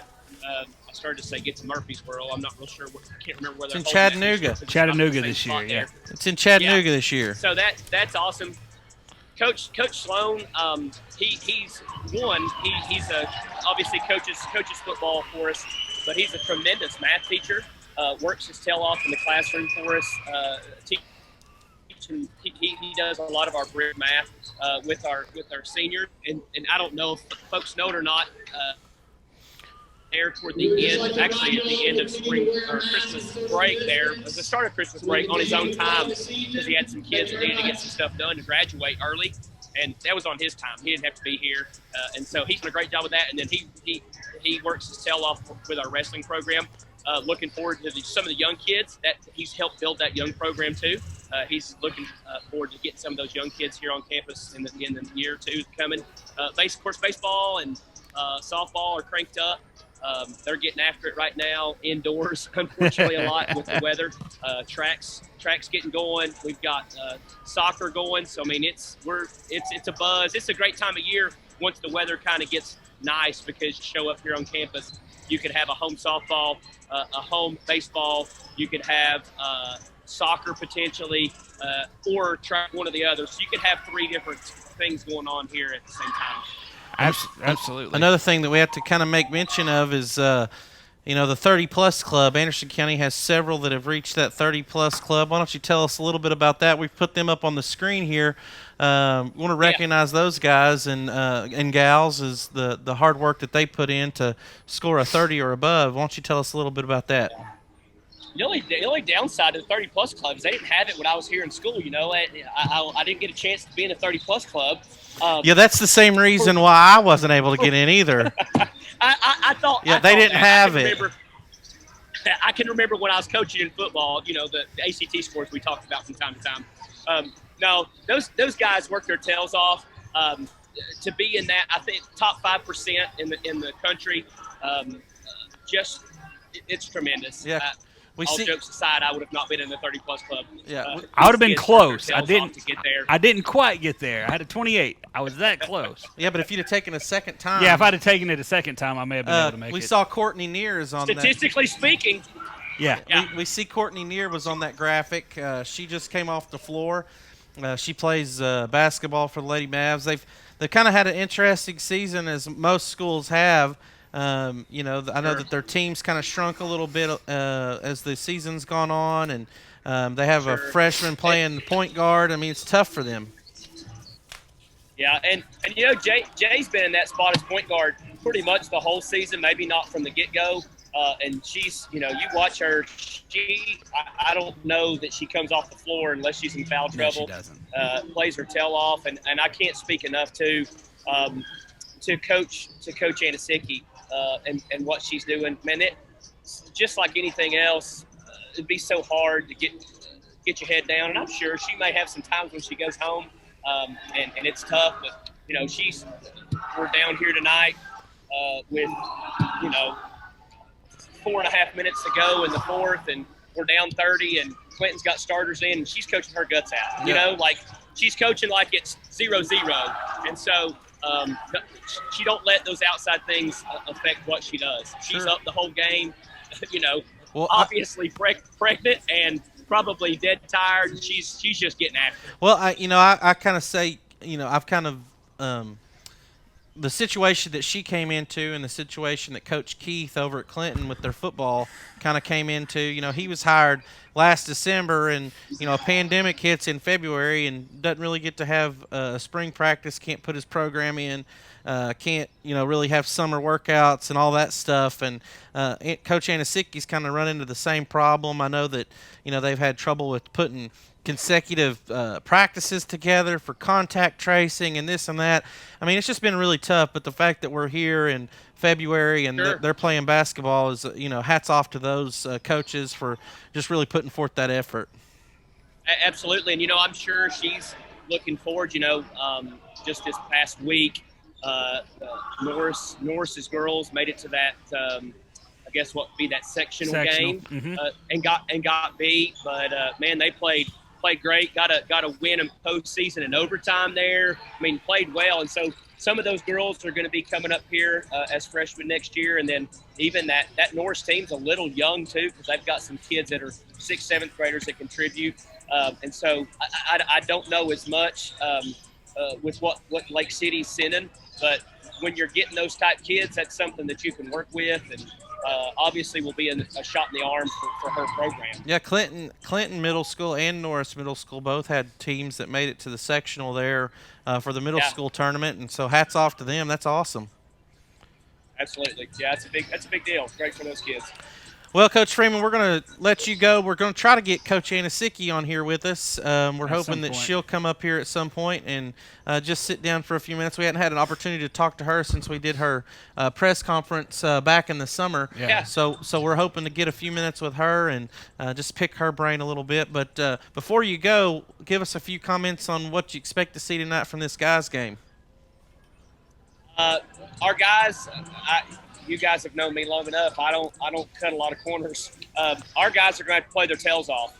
They're going to have to play hard. They're going to have to do the things that aren't fun, that isn't cool. Every time there's a loose ball on the floor, we're going to have to be on it. We're going to have to be physical and not be afraid to get in there and get a little nasty in the best means. We know what you're doing the dirty work. Within the rules. Right, doing the dirty work. Because that last game you watched last week, Clinton's a great ball club. They're number 2 in the region for a reason. I think they hit 8 in the first Oh half. man, 3 3-point. last, They were last so week. hot. Yeah. I mean, they were stroking it, and hats off to Lockhart and what he's doing there, and getting his kids to play hard. We got to play harder than they do. Got to get some breaks and do the little things that isn't fun to do sometimes. Maybe leave the floor with some less skin and some bruises on our elbows and knees from where we've been getting after it. It'll give us a chance to compete and be in the game late. Yeah, one of the things that we talked about before we got started here tonight was that Jet had to get going early. I think that's a key. I think he kind of sets the tone for that basketball club. I think that he is an important part of that team, and he's got to get going early and do all those other things that you talked about, But they've also got to shoot better. Last Friday night when we were at Clinton, it seemed like there was a lid on top of the basket as they struggled a little bit. But Coach, thank you so much for being with us, and Absolutely. We just enjoyed doing this for our community, and we're glad that you're part of it too. Appreciate you guys. Thanks so much. Thanks, Trav. Have a good one. See you guys. All right, and great interview there with Assistant Principal Travis Freeman. Great to hear him, and he is honest. I think we got somebody coming up here in just a second. But I was gonna say something real quick about you're talking about important role players for the Mavericks. I think Connor Martin needs to step it up too. I think he's one of their big role players as well. Sure. And he didn't have a hot of a game last week either. Sure. And we have another interview here as we are joined by first-year head coach Nikki Anasicki for the Lady Mavericks. Coach Anasicki, can you hear me? Yes, I can hear you. All right, great. So, Coach, tell us a little bit about your club, about what's been going on this year. We've seen a lot of we've seen a lot of things online about some of the workouts and stuff that you're putting them through. I know Ricky Williams really well. I've seen a lot of his photos. Tell us a little bit about what you've got going on with the program. Well, when I first came here, there wasn't really much of a system in place. There was a weight training program, no real conditioning program, things like watching film, all those things that make a team great, just non-existent here. Right. So the first thing I did was hire a strength and conditioning coach, Emily Turnbull, who has been great for our team. It's really made us strong in the weight room. We have a conditioning plan in place. And I just tried to implement a culture of hard work and some level of structure because there was literally no structure. And it's been tough, because the girls are not used to structure. And at times I can seem like I'm Hitler out there. and so it's been really tough, and it's hard the first year when you come into a situation where the girls are not used to structure and you try to implement so much. But I'd say that we're improving. Absolutely. And we can definitely see that. I mean, you've got a freshman, Jalen Bullock, who came in, freshman, really learning basketball at a whole new level, but she was actually going to be pretty much on the same level as some of the players who had been there for a year or two. Tell us how you've seen that maturation of your team, throughout the entire season, how they've grown. Yeah, I mean, Jalen is a freshman. I think in a normal situation, she wouldn't have to start on varsity. And, it's not completely fair. Because usually as a freshman, you have someone, a senior or a junior who takes you under their wing. She didn't have that, she's just kind of been trying to figure it out as she goes. Emily Mustard is in the same situation where she's a freshman on varsity starting, and in a typical year, she would have a chance, to play and get a lot of minutes on JV and kind of warm up to the high school game. So, I put the freshmen in a tough position this season. But I don't really have anyone else You don't have a to choice. put Yeah. in. Yeah. Yeah, I don't have a choice, and so they've had to grow up quick, fast, and in a hurry. Coupled with Myra Mustard, who, even though she's a senior on paper, this is actually her first year on varsity.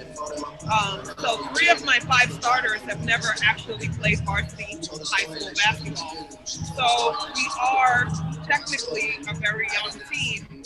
Um, Coupled with my other 2 starters, Lydia Meldrum and Kylie Alvis, who have played varsity basketball, but at a very, very low basic level. So it's don't have a mature team, but as the season progresses, they're really learning. I just went in the locker room and told them, I said, you guys are doing things you would have never done in November.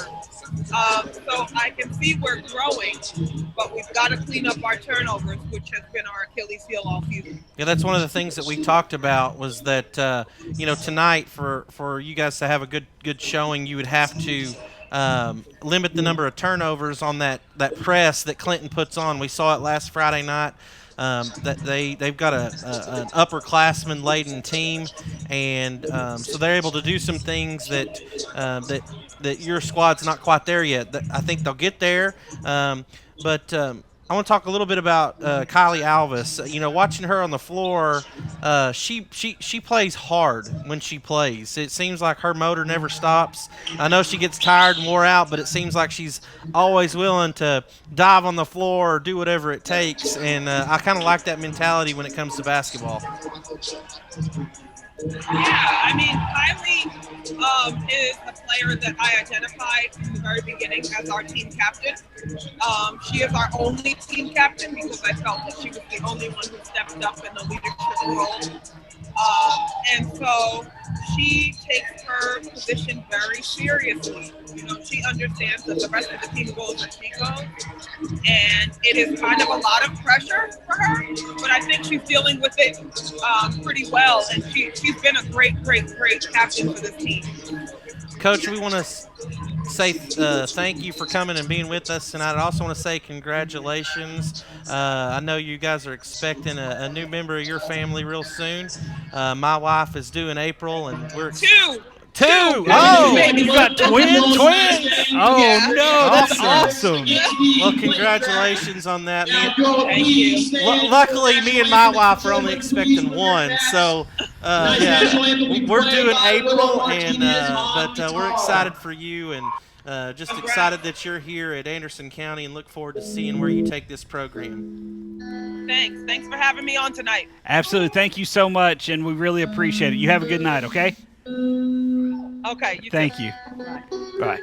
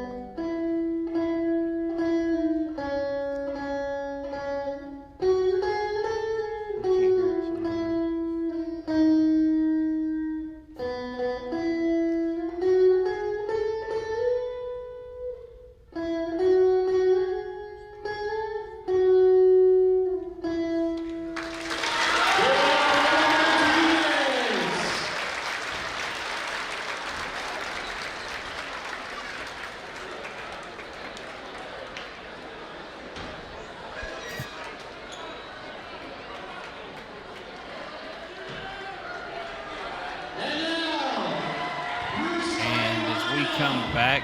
Big thank you for the national anthem played there. Great job, and anytime that you've got to play the national anthem, you got a little bit of nerve. So as we see the starting lineup announced for the for the Dragons. It looks like they are in the road black this evening instead of the orange. And I like the little pattern that they've got going up the side. Looks, Argyle. Yeah. looks like a little Argyle going up the side. Yeah, they got some new jerseys this year, and their orange jerseys look like that as well. They have that little. Why don't you give us the starting lineup for So the for the Dragons? starting lineup tonight at guard is Jackson Gardner, coming off a big game at Central the other night, and then Trey Stackerson as the other guard, and then Rashawn Bright, and then Tyler Morgan and Lane Harrison for the Dragons. And then for your Anderson County Mavericks, you have All right, and a little bit different starting lineup tonight than what we've had previously. Starting at point is going to be Carter Jett, and he kind of controls this team as he goes. The Mavericks go. Number 11, Connor Martin. He can stroke it from 3, and he's got a good size inside. You've got number 12, Eli Varner. Number 22, Jatrevor Stagnolia is starting tonight. And as well as number 23, Stone Hatmaker. So a little bit different starting lineup for the Mavericks.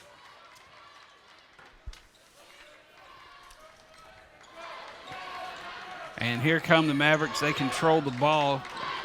Carter for 3. no, that's Dragons. Sorry, that was Garner. Garner. I There said you go. Garner. No, you said Carter. No, I said Garner. I think you all misheard. I believe you misremembered. Garner for 3 knocks it down.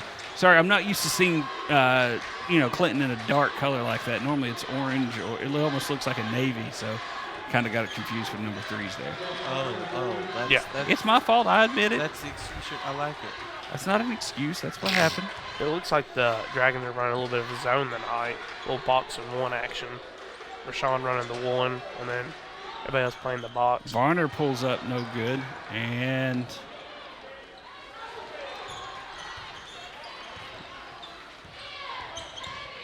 I might be mistaken, but I think that was a walk. pulled up there by number 11 for the Dragons. Dallas, how'd you see that? Lane Harrison knocks it down. Good shot by Lane. Nah, I'm just kidding. I mean, it looked like a little bit of a walk, but it looks like he got the ball out.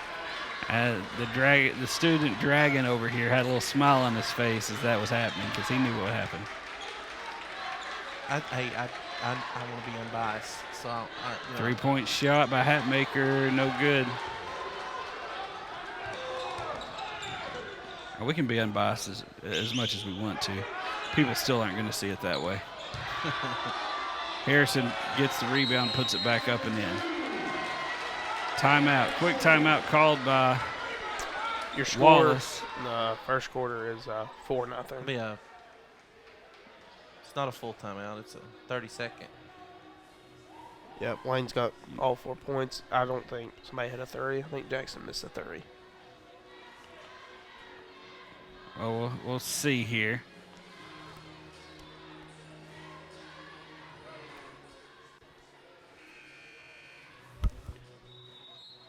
So let's see what we got. See if we can get a. Coach Wallace was definitely aggravated by something. He took a timeout here early in the first and slowed this down a little bit. And I think coaching up his guys, he didn't make any subs. He just didn't like the way that they started out.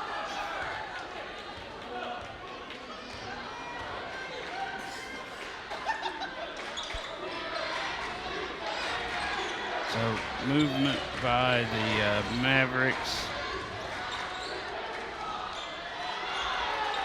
Another rebound for Backerson. That's his 3rd of the night. Another pull-up for Lane Harrison. Drains it.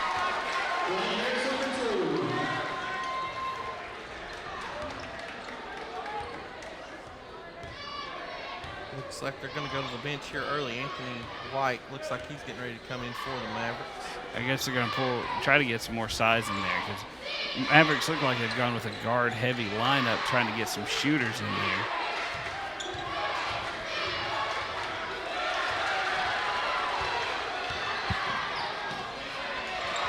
And lays it up and in there by Garner. Nice layup right there. Carter Jett brings the ball up the floor. Got to get something going offensively here. That lid's still on the bucket for the Mavericks here in the first quarter. First 3 minutes, they've gone on an 11-0 run. That one was way short.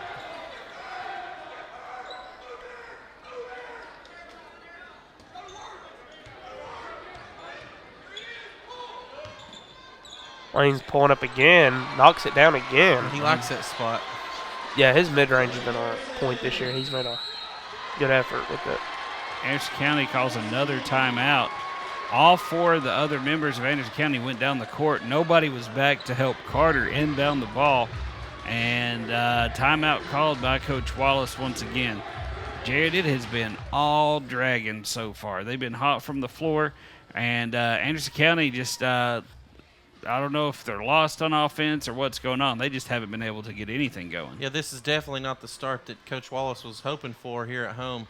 As the Dragons, rattled off 13 quick points. I mean, we're just, a little over 3 minutes into the first quarter, and Clinton already has a 13-0 lead. Lee, what are you saying to your guys if you're Coach Wallace? I'm asking them where they're at, where their head's at, because right now it doesn't look like it's in the game, defensively or offensively. They're throwing up ugly shots. So I'm asking them where they're at. If they left, if they left themselves in the locker room, if they're thinking about what they're doing after the game. Really, right now, it's not an execution thing. They're just not. They're just not playing yet, and you can't let a team like Clinton get a 13-0 lead on you. In the first half, first quarter. Good pass inside. Swatted out by Jackson Gardner. And expect to, just come back that easy. Ball inbounded to White. Varner drives, lays it up, no Blocked good. by Harrison.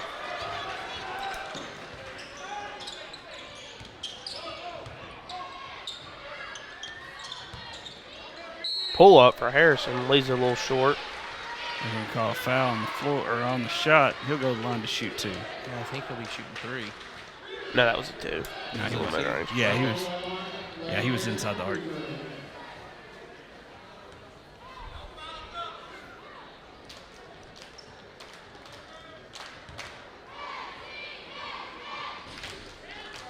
First one short. Something to point out, it's good to see a student section back this year. Didn't think we were going to have student sections back this year due to It looks like all the lifeguards are there tonight.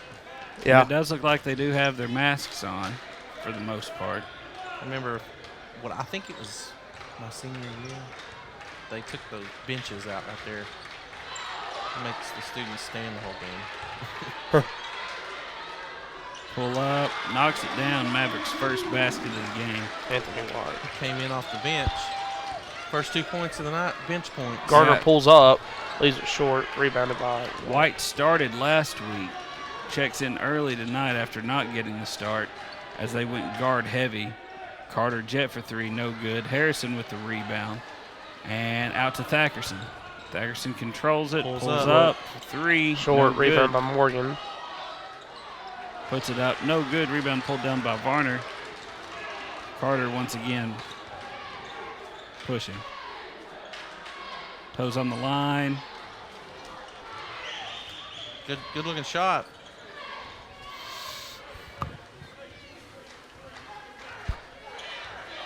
.11 advantage for the Dragons. So here early, it looked like the Dragons were going to have a hot start like they had last Friday night. But here the last couple of minutes, they've kind of gone over from behind the arc. Gardner from deep leaves it a little long. Rebounded by Carter Jett. Jett pushing it up the floor. Tries to throw it to White. It's kind of an awkward pass Yeah, right he threw there. it a little late. And a little bit behind him. You want to lead him a little bit towards the goal. Well, if you're going to make that pass, you got to make it just a little bit earlier. But it looks like the Mavericks are bringing a little pressure early in this first half. Garner with the ball, bringing it up. He is guarded by Hatmaker. Garner comes up to try to help trap. Good Inside pass to by Harrison. Lane to Jeremiah Bovell. Bevelt had such the big start last week. Last week he had those 3 threes. No, he had 4 4. threes He went in the 100%. first half. Yeah, he went 100% from the 3-point line and all that. in the first half. Yeah, he didn't Shoot really another shoot one. for He didn't the shoot second another half. one. Yeah. Varner takes it in, kicks it out. 3-point shot. Stagnola. In rhythm. White with the rebound puts it back up. Out of bounds. Ball's going to stay with the Mavericks. Oh, it looks like they called a foul. Referee back here did. 2, it's on. Looks like on number 2. So White will go to the line. Yeah, on Bovell. Belt, okay. White wasn't paying attention. Ball hit him in the head. Refs take a check on him there a little bit. He's got to tie his shoe up.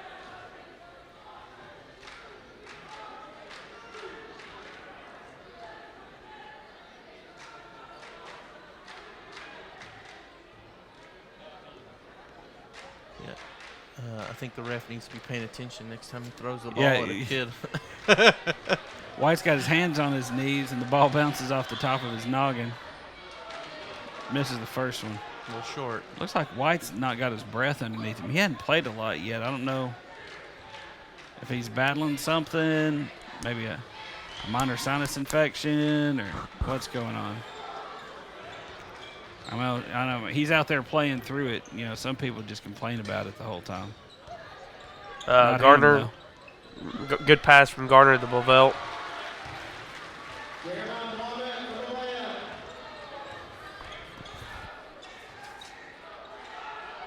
Hatmaker with the ball.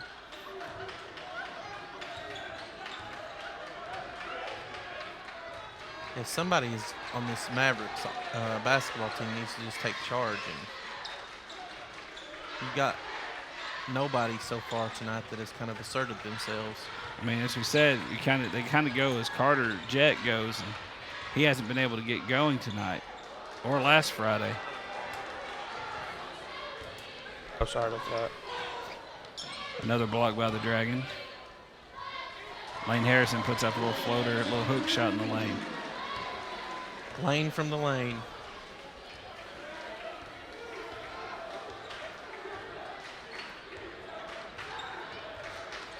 Under a minute left to go. Dragons with a 17-point advantage. That one rattles out. That one was 3/4 of the way down and popped back out.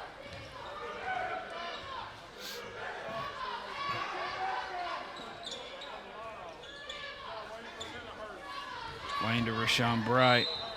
Another good pass to Bovell. Jeremiah. Gets fouled. It'll be Rashawn on the did. floor. Yeah. And it'll be Dragon Ball underneath.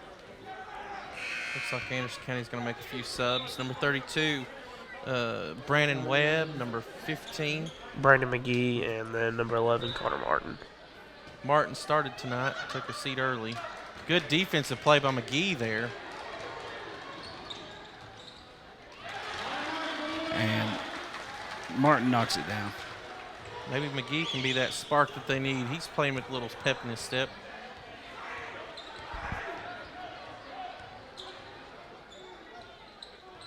Last shot. Gardner leaves it short. And this is the same first quarter score as we had in the first game. Clinton 19, Anderson County 4. Just like the first game, Clinton with a 15-point advantage.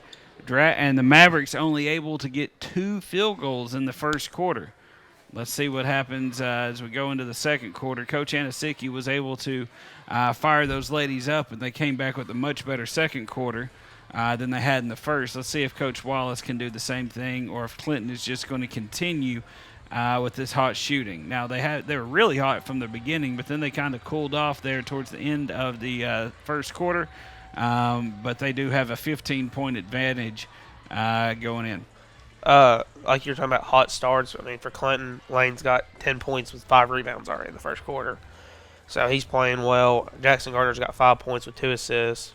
Trace has 4 rebounds and assists. Jeremiah's got 4 points, 2 rebounds. So they didn't. What about the Mavericks? Connor Martin's got 2, and Anthony White's got 2 with 2 rebounds. And Eli Varner's got 2 rebounds. So the Mavericks need to pick it up a little bit to get back in this game. So now it looks like number 10, Luke Lowry, is in the game. He's going to be inbounding the ball to Brandon McGee. Yeah, it looks like they've got Carter Jett playing off the ball. Subbed in for the Dragons is Oh, he's not even in. No, Carter's not in right now. yeah. Subbed in for the Dragons though is Rodavian Truss for Rashawn Bright. So it's Truss and Bavelt and Harrison, Garner, Daggerson. Harrison. Yeah. Nice floater in the lane. Luke. By Michael Lowry. Wait, that's Bad Boys. My bad. Good pass by Rodavian. Lane misses the layup. Rain gets his rebound. He stepped on the line, though. It's going to be Maverick basketball. Nice hustle play by Lane to get back to it, though. Clinton going with that press.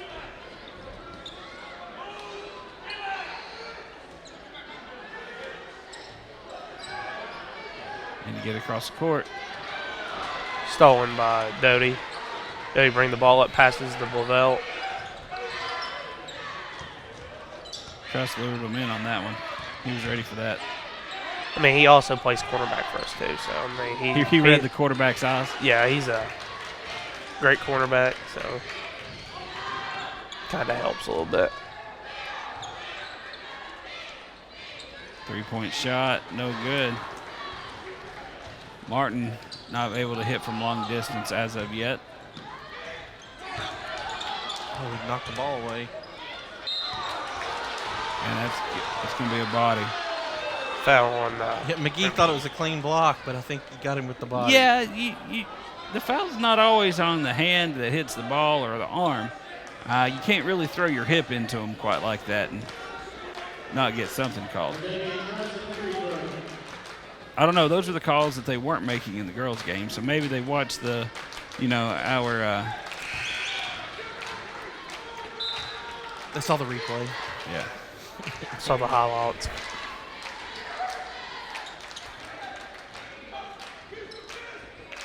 After 3 games, Lee, I think I'm going to see if Andy can make a highlight video of all of Dallas's commentating. It should be pretty short. Knocks down the second one. Yeah, I agree with what you boys say. Oh, man. Talk about Turnover by the Anderson County Mavericks. Could not handle the pressure right there. It was just a lazy pass, to be honest.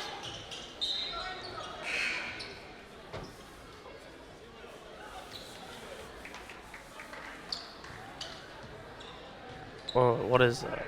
Oh, never mind. Passes to Garner. Still a 15-point lead by the Dragons. To Bright, to Truss. Running a little weave up top. Garner with the nice pass to Lavelle. Lays it up and in.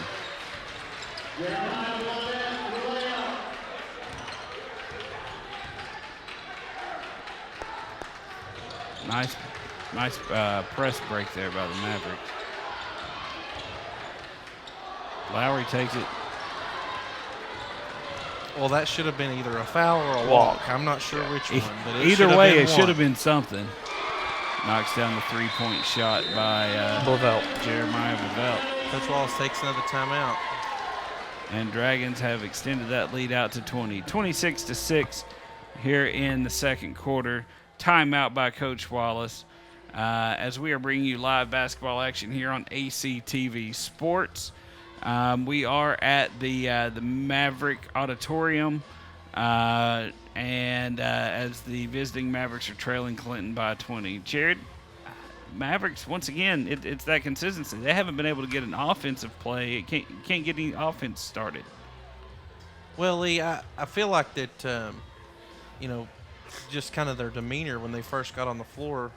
I think they've sparked a little bit when Coach Wallace sat them for some of the starters there for a minute or two, but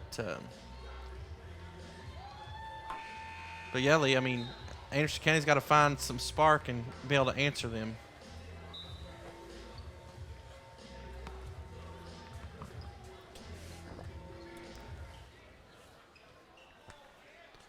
Is it Maverick ball? Yes. Oh, okay. They just hit that 3 and then they called the yeah, timeout. that's right. So number 12, Eli Varner to inbound. Anderson County only has 4 people on the floor. And Wallace was upset. I thought we were going to get to see a clipboard thrown right there, but he laid it down easily. He just fooled me. I think he's pretty upset right now. Nice spin, puts it up and in. Quick hands.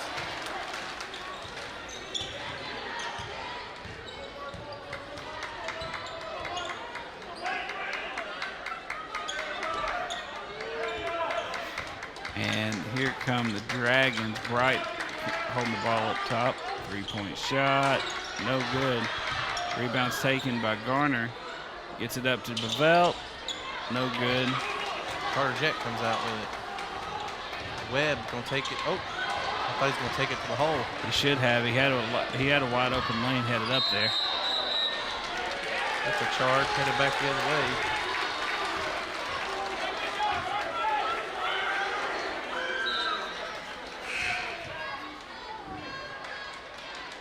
Mavericks to inbound the basketball.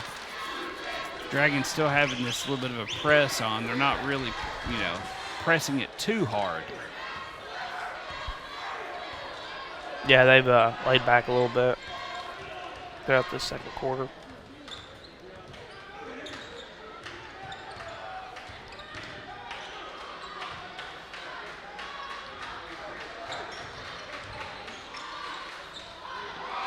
Blocked by Harrison. Doty giving it to Gardner. No good. Rebound pulled down by the Mavericks.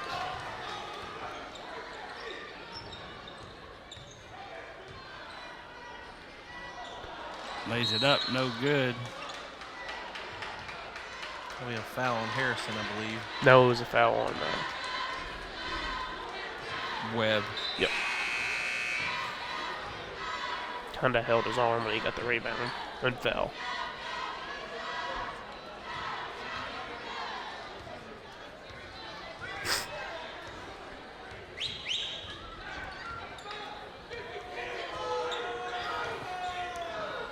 Bright bringing the ball up for the Dragons, looking around. 4 minutes left to go here in the first half. Been all Dragons so far tonight.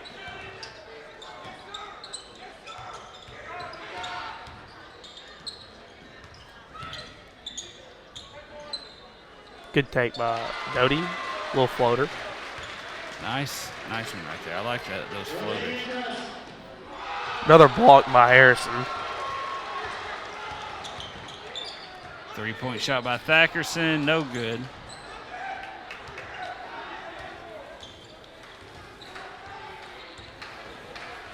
Well, after a 19-point first quarter, the Dragons have kind of gone cold a little bit.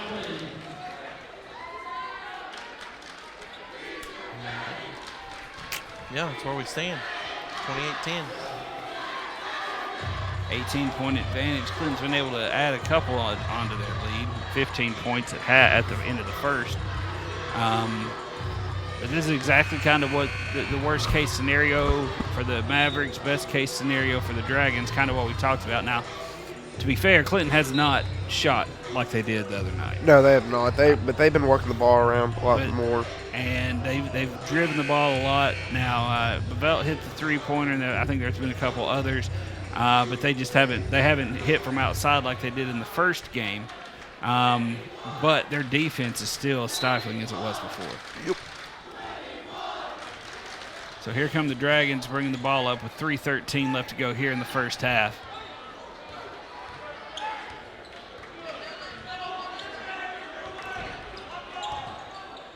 Pull up for Sean, a little long. Rebounded by Jett. So here comes Carter Jett, and that's going to be a foul. Reach in. That's a clothesline right there. Yeah, that's one thing I think Jet needs to do is use his speed coming across that half court. He can blow by people, and their instinct is to reach. That's going to be a foul on Harrison. Jet will go to the line to shoot 2. Number 5 for the Dragons is going to be checking in. Tyler Morgan. Did Morgan get the start tonight? He did. Okay. Jet knocks down the first one. Harrison takes a seat.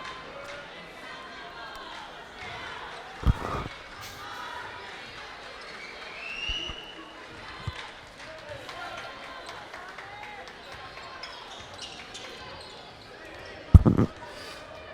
16-point advantage now for the Dragons.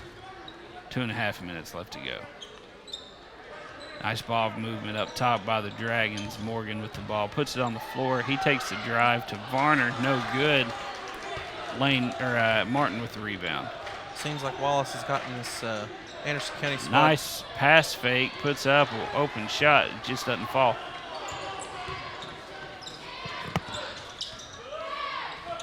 Good ball movement by the Dragons. Trying to look for the open shot. Good take by Gardner. Knocks it Does not down. get the foul call, though. Jackson Warner for the layup.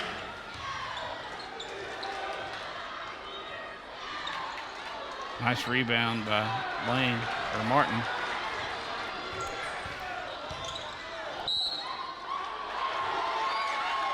And one foul. I think that was on Jet, wasn't it? Yeah, it was on Jet. I think it was on Jet. They've got it up on the scoreboard as being on Connor Martin.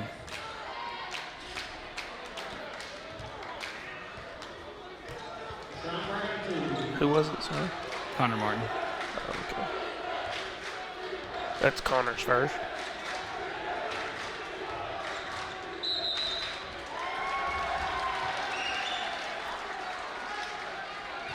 So what was that? It's going to be a foul on I think it's a legal screen. Hatmaker. It was a legal screen. That was on Stone. I'm not sure what he did. Well, he did the hips. Did he? Yeah. So probably blocking or legal screen. Macarena. Yeah.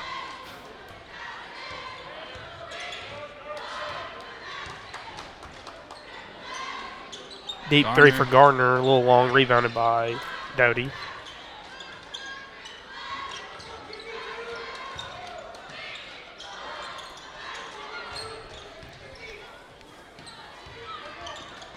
Good pass by Bright. Blocked by Connor Martin. Good block by Connor Martin.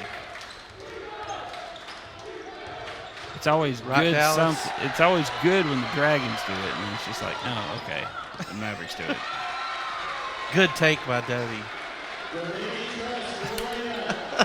That was an okay pass by the Mavericks. And I said it's a good pass. Carter Jet with the ball. Oh, I think they'll play for the last shot here.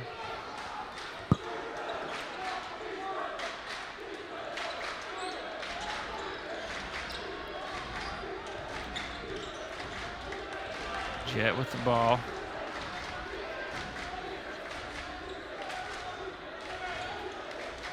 McDaniel should be. So we'll have cheerleading coach Melanie McDaniel and the athletics director Gary Terry will be joining us here at the halftime. Look forward to interviewing those folks.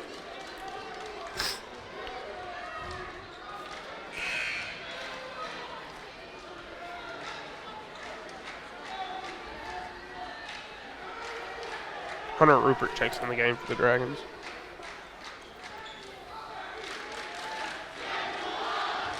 So it looks like Trevor is at the line to shoot the free throw. Knocks it down. 3-point play.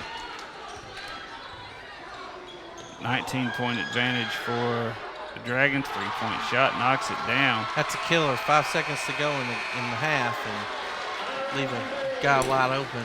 Drains a three from the corner. Your halftime score, Dragons 37, Mavericks 15. 22-point advantage for Clinton, as it looks like we do have the volleyball coach. No, cheerleading Oh, coach. cheerleading coach. Cheerleading. Hey, I know her. And then you just put these up. Thank you. I don't think it was McDaniel whenever. No, it's So we've got the head cheerleading coach, Melanie, I guess McDaniel now. That's not how I knew you back in the day whenever watching you play basketball with my sister and different things. But Melanie, how's everything going? It's going great. We're glad to be back out here. Absolutely. So you've only been able to be on the sidelines for the past couple of games, I guess 3 games. So how's everything been going with your squad? How's everybody been taking it, and are they excited to be back? Yeah, I think they're just super excited to be back. We've had to rotate a little bit with the restrictions on how many girls can be out there, but they're just loving every minute of it. They didn't think they were going to get to come back, so super thankful for this opportunity and that they get to be back out here. Yeah, it's got to mean a lot for your seniors to be able to get out there and cheer one last basketball season for them, and so exciting for them. I know a lot of the parents were kind of aggravated with kind of some of the things that the governor had done as far as rules that were in place and things like that, but it must have been a big relief to be able to get back out there on the court. Absolutely. I think this is our 6th game back. We have 6th senior game, night. okay. Yeah, we have senior night tomorrow night, and then we've got our district tournament games next week. So I think we're just trying to, get in as many as we can and travel where we've got to go to do it and give those girls those memories, experiences. Sure. I mean, especially for the seniors, the underclassmen will have another year to be able to do some things, but with the way that kind of things ended last year for your they were juniors then, but they're now seniors. The way things kind of ended the season last year, and the way things have gone at the beginning of this year, it's just been kind of difficult for them. But it looks like they haven't missed a beat. I see them down there, doing their stunts and tumbling and all kinds of stuff like that. Do they still work on that even whenever you guys aren't, cheering and whatnot? I don't think any of them thought this is how their junior and senior year would end up. They didn't see it going that way. But no, we haven't been practicing, honestly. It's just kind of like second nature to them at this point. We've been practicing since over the summer, in spring on Zoom calls and stuff, but just going since March of last year. So we're just trying to get them, do some special things for them and, make it special. That's awesome. Now, let me ask you this. If Phil Kirby was out there, could he do a backflip? Probably not. Hey, Give him a trampoline. There you go. Well, since we're not going to be doing the game tomorrow night, why don't you tell us some about your seniors? Give us some of the seniors, that type thing, and that way we can kind of recognize them a little bit. Since they haven't been able to be on the floor, and we're not going to be doing senior night, tell us something about them. So we've got 3 seniors this year. We've got Kaylee Payne, the cheer captain.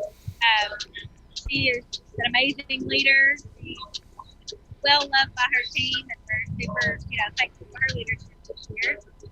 Bailey Alley is our co-captain. She's a 4-year team member and involved in so much at school. She's our SGA president, involved in youth leadership, 4-H, and super well-rounded kids. And then our 3rd senior is Will Johnson. You all probably know Will. Oh, Will, yeah. Yeah, our little Will. Now, tell us this. We didn't get to hear it here in the studio, but one of your cheerleaders played the guitar for the anthem. Who was that? Yeah, that was Willow Martinez. She is a sophomore cheerleader and super talented, well-rounded, does it all. Yeah, that was pretty awesome. We thought it might be a little Jimi Hendrix-esque. Yeah, I think she plays Prince too, but not national anthem. Nice. Little Purple Rain going on. That'd be great. Yeah. They'll party like it's 1999. I actually remember that. Those cheerleaders probably weren't born at that time. Yeah, you were in high school. Yes, I was in high school. That's enough of that. so with with the basketball season winding down, so you've got the district tournament. What's next for cheerleading? I mean, do you all have any camps coming up? Anytime that we have coaches, we try to promote whatever they're coaching. So tell us a little bit what you've got going on, so we could help promote cheerleading in Anderson County. Absolutely, thank you. So cheer is basically year-round. So we will wrap up the district tournament. We'll take a couple weeks off, and then we have tryouts coming up right before spring break. And then we'll hit the ground running. We are hoping for a little girls' camp this summer, and we'd actually like to do one next winter as well for basketball season and have them come out and perform with us and football and basketball games. But yeah, we're about to, we get a couple weeks break and then we start right back up. Well, I got a 7-year-old daughter, so and she loves gymnastics and does that type of stuff. So if you'll have a camp, may have to bring her out to that, and I think Emma would love that. Absolutely. So, Melanie, thank you so much for your time. Good luck on the rest of the season, and as everything goes on, and you have a good night. Okay. Thank you. You too. Bye, Melanie. And once again, that was Melanie McDaniel, head cheerleading coach for the Anderson County Mavericks.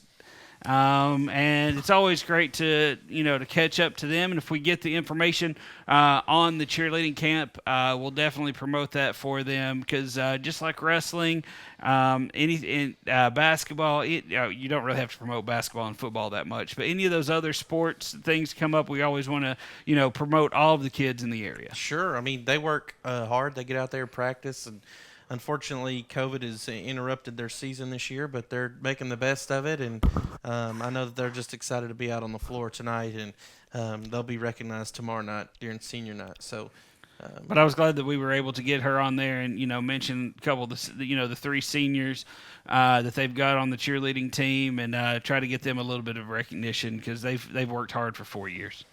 Sure. I mean, unlike Dallas.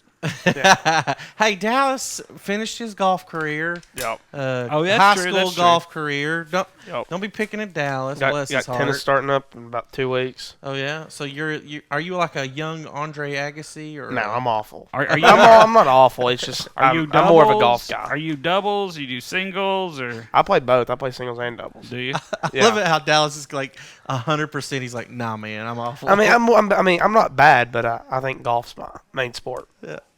Well, that's good. Andy still says that he beat you at table tennis. I don't know if it's true or not. All I know is that's what he keeps telling us. The way you're smiling, I think. I mean, he did. He got me. Did you have an off day? I did. Yeah. Everybody has off. Yeah. Yeah. Yeah. He was feeling a little under the weather. Didn't stretch. Yeah. I was. Yeah. Yeah. Well, we are supposed to be joined here by Gary Terry, so maybe we'll get Coach Terry here in just a little bit. But what are your thoughts on the first half of basketball, Jared? Well, I think Clinton's picking up where they left off the other night. I mean, they've really been able to come in here. They're not shooting quite as hot as they did on their home floor, but they're making up for it in other ways. And Anderson County came out a little cold, and they've got to get some of their playmakers going here in the second half. And Carter Jett really hadn't done much. Harrison, has not really done much. So. Not Harrison. Martin. I'm sorry, Connor Martin. They both wear number 11. Yeah. He really hasn't done much, and you can see the frustration in Coach Wallace, especially there in the first quarter. They picked it up a little bit in the second quarter, were able to put some points on the board, but there was some damage already done, and then it's a heartbreaker. There at the end of the first half, you pass a ball over in a deep corner, and he drills a 3 to end the half. So that's a difficult. That's a difficult pill to swallow there to end the first half.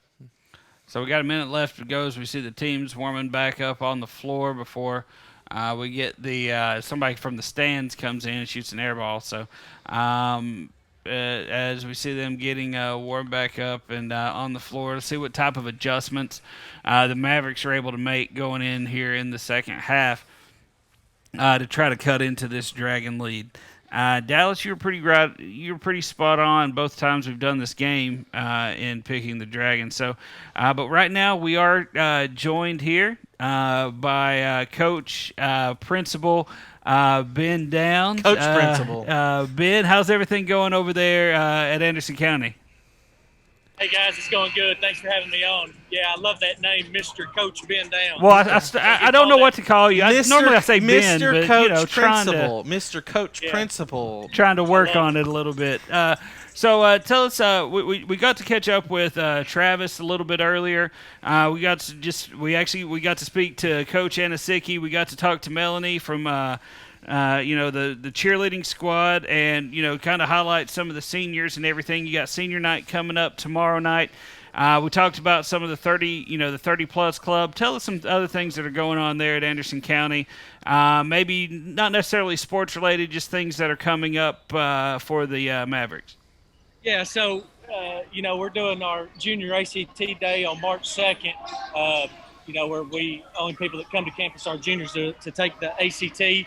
One thing I do want to speak on is we just did our class rankings for the class of 2021 here recently. To be the last time that they're done in the county at Anderson County and Clinton. So we just released our top 10 and our valedictorian and salutatorian for the class of 2021.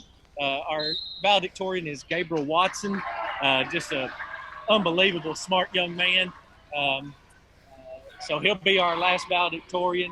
And then our salutatorian was Allie Perry. And what's neat about those two is both of their mothers work for me here at the school as teachers. Super smart kids.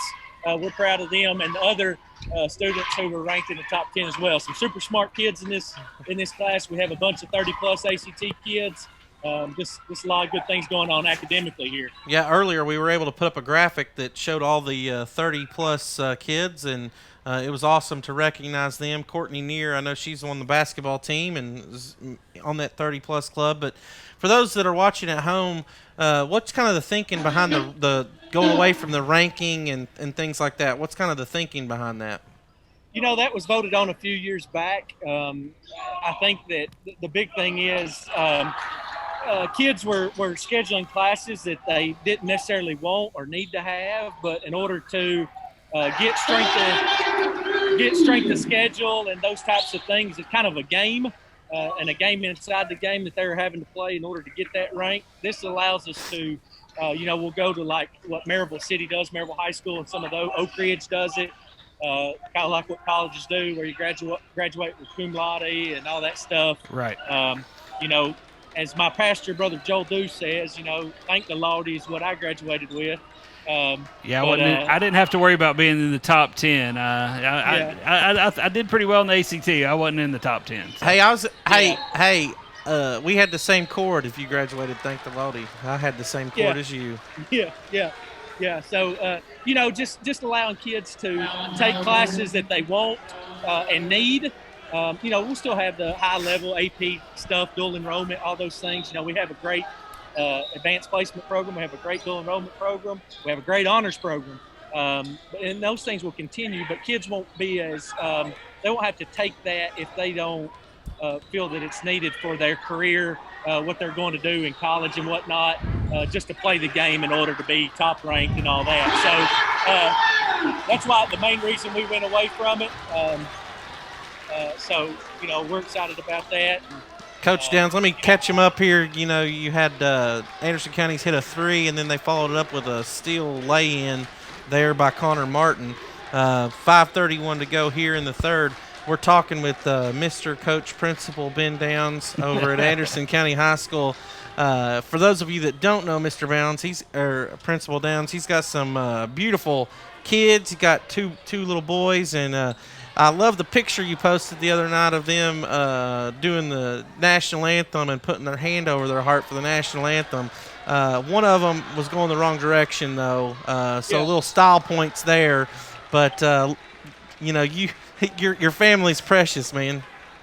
Hey, I appreciate it. Very blessed. Just trying to teach them right way to act, and I'm super proud of those guys. We actually had a basketball game tonight. We were here, showed up just a little bit late because we had a game theirs tonight. So I'm very blessed. We're thankful.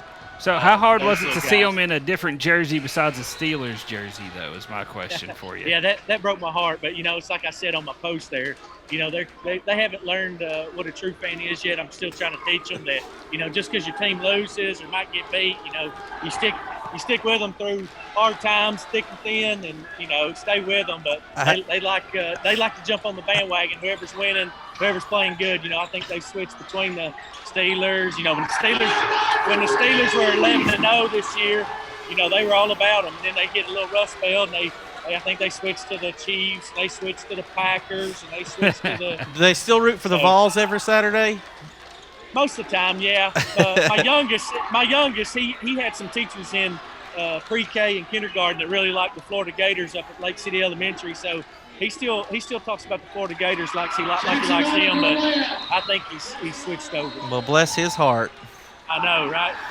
Well, Coach Downs, thank you so much for joining us tonight. We're going to get back to the coverage here, but it's awesome to see all the great things that are going on over there at Anderson County, and hopefully we'll get to talk to you again before too long. Hey, appreciate you guys, and hey, as always, thanks for everything you do for the kids of not only Anderson County High School, but Clinton High School and all the schools around our district. This is a big deal. I appreciate all you and Ryan and Andy and everybody behind the scenes does for our kids. We really do appreciate it. Hey, thank you so much. Hey, thank you. We'll see you later. Have a good one. And that was Mr. Coach, Principal, Senior Ben Downs. I'll throw another one in there. Since y'all been gone, AC's been on a little bit of a streak, getting up and down the field. Court. Sorry, I pulled a Jared right there. Pulled a Jared. He's giving it back. I like it. But no, right there, Clinton just scored a basket, but they took it away due to Lane. No, Lane came up and pulled the rim, so it was goaltending, offensive goaltending. So the score is 37-25 with 4 minutes, 25 seconds. They took that basket off. Yep. So it has been a nice little run there for the Mavericks. They've cut the lead to 12. Yeah, if Connor Martin's hit a couple nice shots, hit a 3, hit a good layup. So we'll see if they can get back into the game. Well, the way this second half has started, I'd like to have been a fly on the wall in the Anderson County locker room as Coach Wallace had words with his team. Whatever they've done, they've come out fired up, and that's going to be a reach in. Yeah, Jet knew it as soon as it whistle blew. Got it. Good pass there by Thackerson.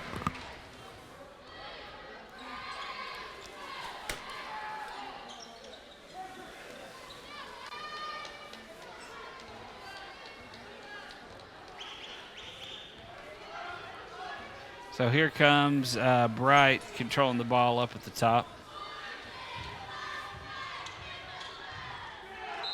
And that's going to be a charge. He initiated the contact through his shoulder back, and that's going to get called pretty much every time. Who was that on? Bright. That is Bright's second foul.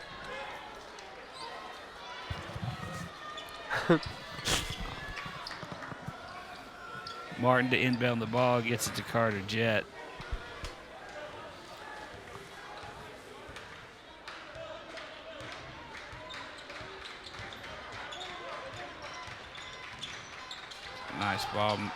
Nice ball movement there by the Mavericks, trying to find somebody open. Good defense by Bright. Hatmaker from deep 3, a little long, rebounded by Gardner. Got to be ready to crash the boards if we're going to take those outside shots. Thackerson with the drive, kicks it out to Jeremiah.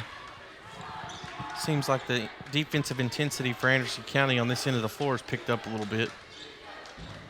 Pulls up, knocks Great down. shot for Jackson. It was, I don't know what to tell y'all.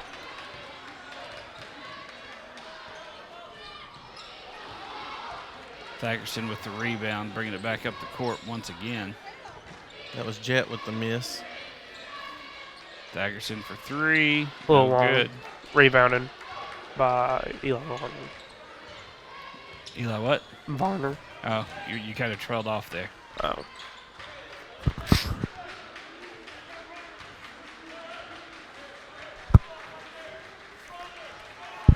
Coach Wallace is calling something in here. Hatmaker over to Martin. Martin back to Jet. Good little pass. Inside to Varner. Little floater, no good. Pavel with the rebound. Yeah. Thackerson bringing it up. Varner's taking a couple of those off-balance shots from in the lane.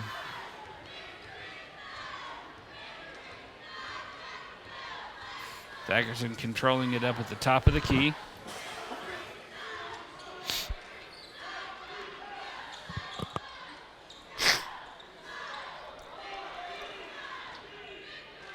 Good ball movement by the Dragons. Dragons But up good by defense, 14. though, too, by the Mavericks. Yeah, absolutely. Good shot by Harrison. Good pass from Gardner. 16-point advantage, 41-25 Dragons.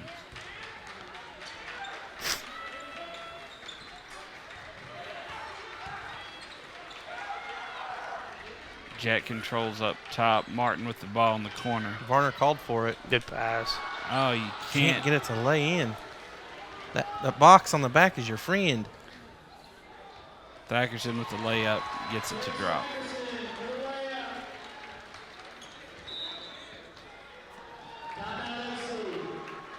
Timeout on the floor. 1:05 left to go here in the third quarter. Dragons have pushed this lead. Mavericks had cut the lead down to 12. Dragons have pushed it back out to 18. Yeah, Connor Martin's had a big third quarter. He's got about 6. So he's helping something. And also, Jet's been playing well too. So Looks like Carter may take a seat for a minute or two. Get a break.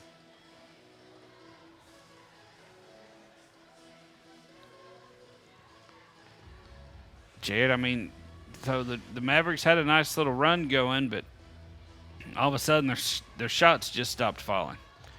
Yeah, their shot selection has kind of fallen off a little bit. You know, the 3-pointers that they took were wide open, and you know, Varner I think took not a great shot there in the middle of the lane, kind of a leaner, and then they couldn't get one to finish underneath. He's pretty open underneath. I forgot that who layup. it was for a Varner. layup. It was Varner also. Couldn't get it to fall, but you know, Anderson County's definitely picked up their intensity on both ends of the floor here in the third quarter, and they've been able to cut this lead a little bit. McGee bringing the ball up. Martin pulls up. Nice Good floater. Nice pull up right there by Martin.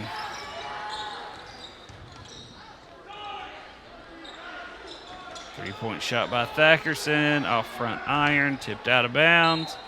Maverick basketball. Locker disagrees.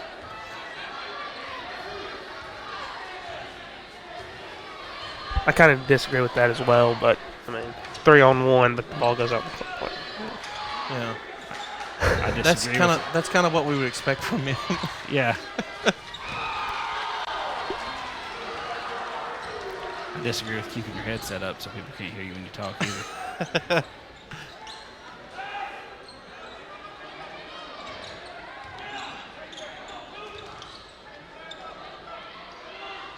Good old Dallas Cole.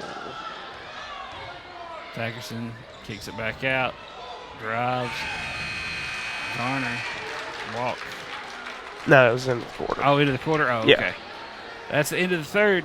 Clinton 43, Anderson County 27, 16-point advantage for the Dragons. Jared, Anderson County was able to cut into the lead just a little bit there in that quarter. Yep, the last but 2 minutes they allowed Clinton to extend it back up to 16, and they cut it down to 12, I think. Yeah, they were almost ready to cut it down. You know, that's your goal. If you're down by that much, you want to cut it down to be within 10 going into the fourth quarter. They were almost there, but Clinton got hot once again. Yeah, the ball movement that Clinton has tonight has been really good. They've been passing it off, and you know, little clock mismanagement there to end the third quarter, but you know, he didn't get a shot off. But you know, Anderson County definitely played a better third quarter than they have been.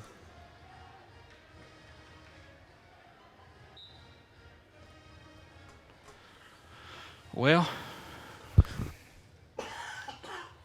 Jared, Deep subject, Lee. Well, Jared, yes, Lee. what do you think is going to happen in the next 8 minutes? I think we're going to watch some more basketball. Man, you're so good. McGee's kind of controlling the point right now. letting Jet play off the ball a little bit. Stagnola thought he was going to take it. He was open from behind the arc. He probably should have taken it. Well, they got a foul. They're not quite in bonus yet. That's the third. Yeah, Oh, on no. Bluebelt. Yeah, that's fourth foul or a second foul, I guess, on Clinton this half. Good take by Jet. Great take by Jet, right down the lane. It was a take by Jet.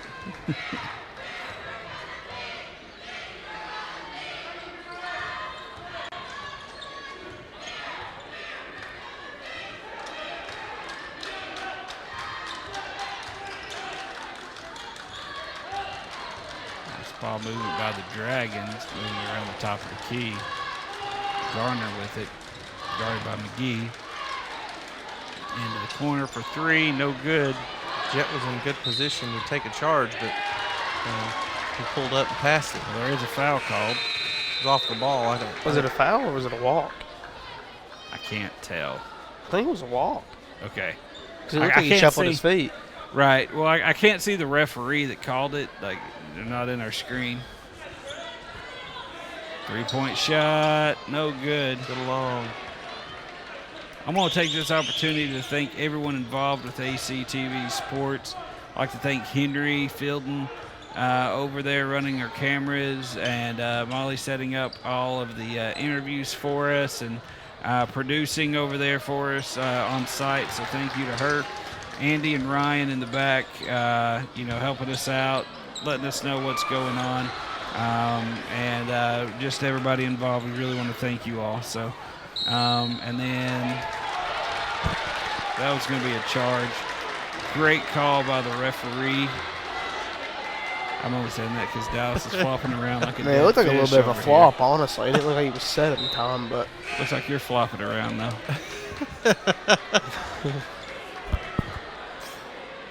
14-point advantage by the Dragons. Anderson County can cut this down even further with a good possession on this end of the floor. 3-point shot. Man, they have not been able to hit the three. And they're going to call a foul. Bevelt it's his throwing the elbow right there. Bluebelt's fourth. Yeah, I think Wallace wants something a little more than just a regular foul. Harrison checks back in for Bluebelt. Looks like Morgan also checking in for the Dragons. Yep, for Doty. For those watching at home, what's his name? Rodavian Truss.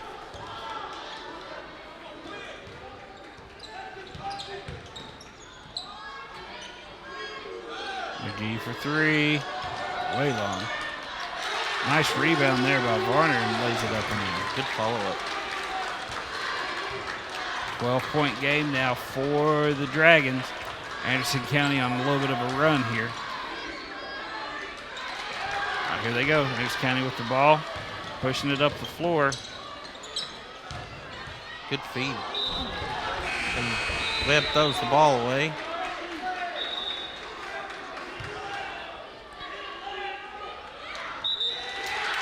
Crew got a little bit of a bloody nose.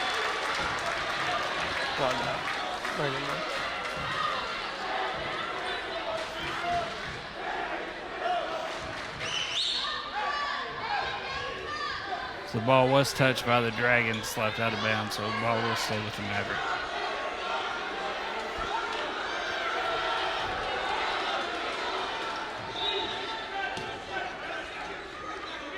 Trying to get open.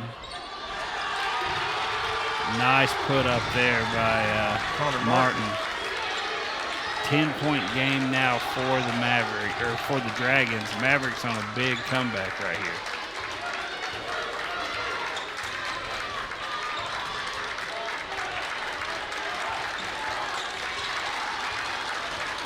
Going to try to make a push here in the last 5 minutes.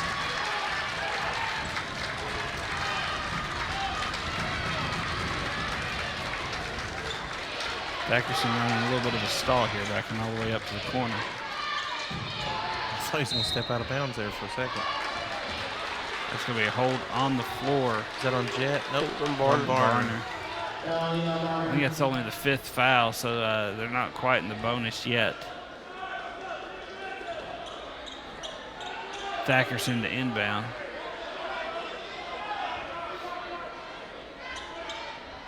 Garner with the ball.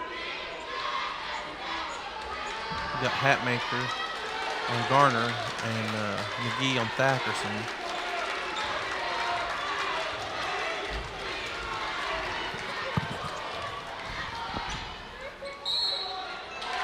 Good tape by Gardner up there with the and one. That's Stone Hatmaker jumping. Yeah, if you can get them off their feet, that's always a plus for the guy with the ball in his hands. They say you can't initiate contact, but you initiate contact. Right. And throw it up, get to the line. Knocks down the free throw. Clinton's been a little bit better at the line tonight than they were the other night. Again, that's going to bode well for them going into tournament time. Good take by Jet. Absolutely. Nice drive to the hole. They stepped on the line trying to inbound the ball. It's going to be a turnover. Maverick basketball. 9-point lead by the Mavericks, or 9-point deficit now by the Mavericks, cutting into that Dragon lead. McGee has the ball in the corner over to Jet.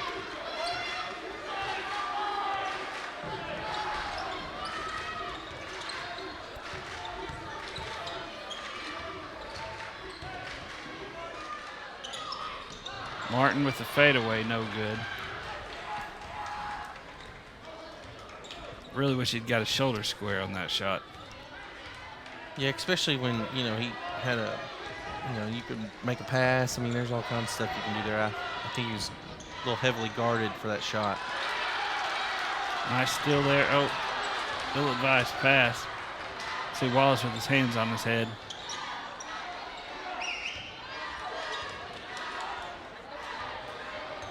One person we hadn't seen since early in the first half is White. For Anderson County. I think he might have had an injury or something. He was working with a trainer down there, but I don't know if he's still available, but we hadn't seen him come in. And then, I saw him when he was shooting his free throw there. He just didn't seem like himself, so I hope he's okay.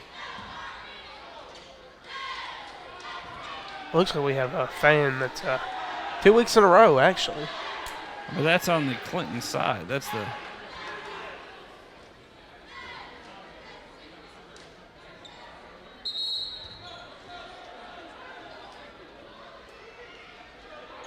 Why did he point over there then? I don't know.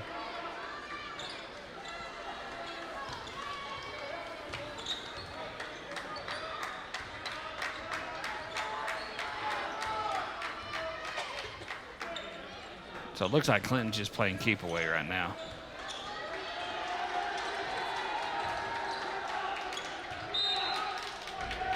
And that's going to be slapped out of bounds. Whoa, there was no foul called on it. It looked like a little piggyback ride on the back right there, but I didn't see anything.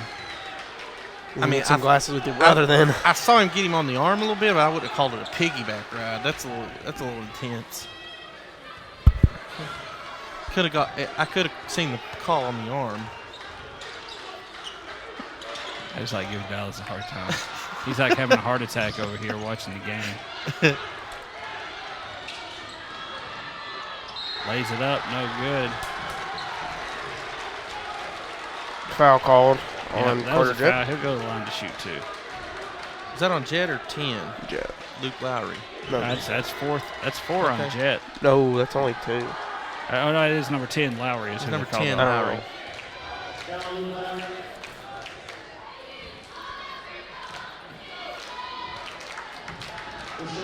Off back iron.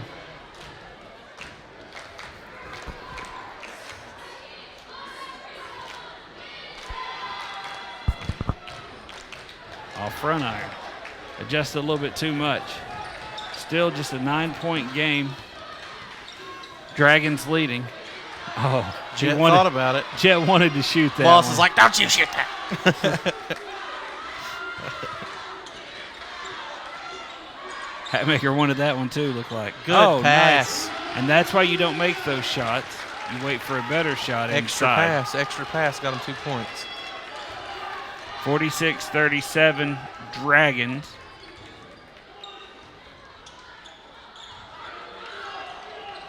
Almost another throwaway there by the Dragons. Bright recovers it though. Dackerson, and that's going to be a foul on Connor Martin. His second. See, this is where those free throws that we talked about come in handy. If you can shoot them, you can ice the game right here. If you can't hit them, this lets a team like Anderson County come back on a team that has led the entire game, led by in the 20s at one point. But that's what lets them back into the game. So Dragons have extended the lead back out to 10, 47-37. And the Dragons will be in the bonus the rest of the way. Knocks down both. 11-point lead for the Dragons with 2 minutes and 7 seconds left.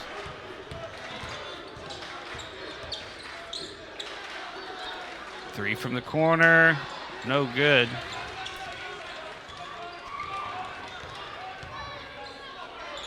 Bringing the Looks like they're double trying team. to trap. Somebody's open.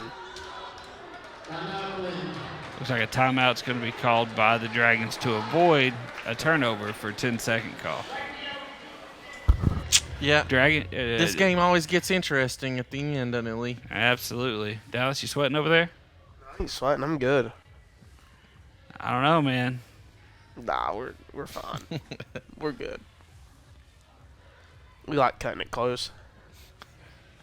Yeah, most teams would rather win by 3 than 30. Yeah. It's good for the heart health.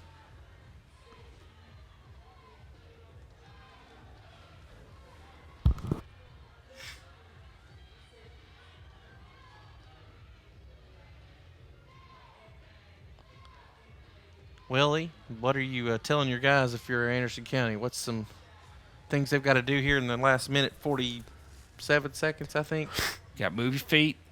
Hit some shots. Keep your hands up. And don't foul. Move your feet. That's key. Man, they got to try to draw. They got to pick up some extra possessions. They got to draw a What are you charge. pointing at, man? I think the person that got kicked out was probably from Clinton student section. It looks like they were pointing in that direction. Well, the thing is, Lockard was the one that was pointing. Oh, was it Locker? Yeah, he was pointing up Oh, towards they his didn't throw out side. Locker.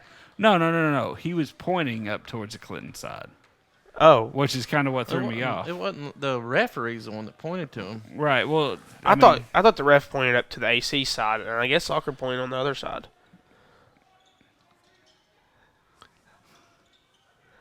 nice ball movement for the Dragons, so we get it back across the half court. Bright over to Thackerson. That's going to be a foul. On Stone Hatmaker. It's his third.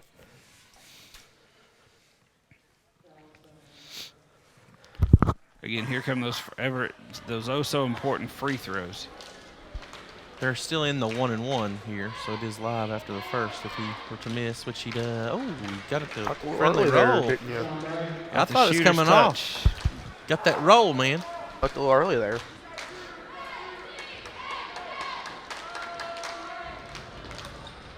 Misses See, the you second didn't one. talk last time. Dragons now with a 12-point advantage.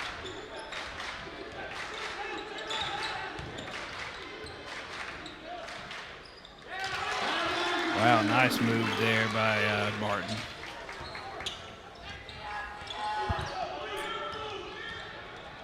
After a minute left, you got to look at starting to foul here.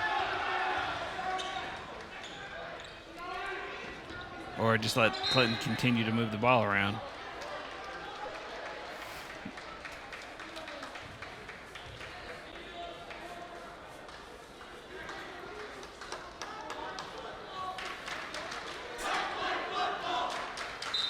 One minute, 1 second left to go. Anderson County, man, if it wasn't for that first quarter, Jared, where Anderson County just Killer, couldn't man. hit anything and got down by 15 points, this would be a different ball game.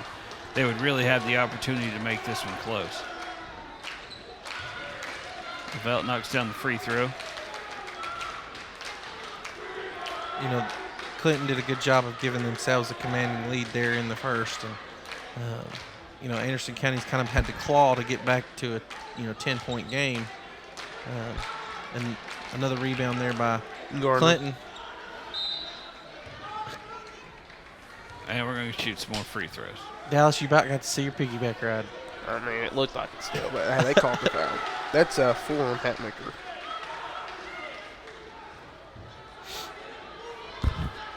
Well, Dallas, I know we got a little bit of time left. We got about a minute left, but run down some stats for Clinton's players and Anderson County, and let's see who we've got as potential player of the game, POGs. For Clinton tonight, Jackson Gardner with 12 with 3 rebounds and 4 assists. Well, and he had a huge rebound right there. Yeah, that was a good one.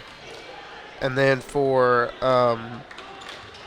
Trey Sackerson, he had 4 points, but with 11 rebounds and 4 assists.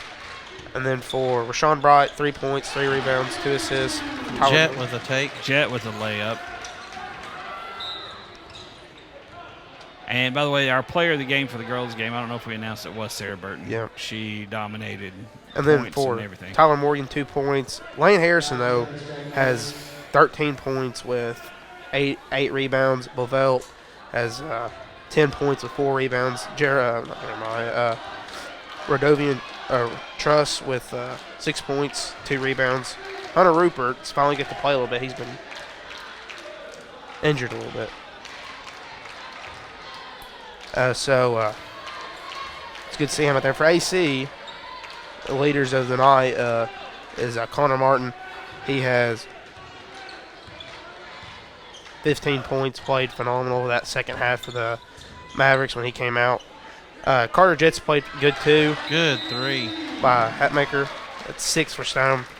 Trevor's played good as well. So overall, I mean, it's been a lot better game this week. It's been balanced. I mean, but that's what we were looking for. And again, you know, if Anderson County is able to keep it to even a 10-point deficit at the end of the first quarter, you're looking at a 5-point game or a 4-point game instead of a 9-point game. But for example, though, like the rebounds, I mean, Eli Varner and Connor Martin has carried the rebounds. I mean, Eli's got 7 and Connor has 6. But if you look at Clint's side, I mean, you letting Trey Stackerson with 11. Yeah, he's one of the smallest guys on the floor. Yeah, I mean, but that's why he's like number 12 in the state for rebounding or something per game. He's wiry. He does that dirty stuff. I mean, he's good at it. Right, Travis Freeman. That's the type of stuff that he was talking about. The stuff that doesn't look cool, doesn't wow you in stats as far as points and showy and all that type of stuff.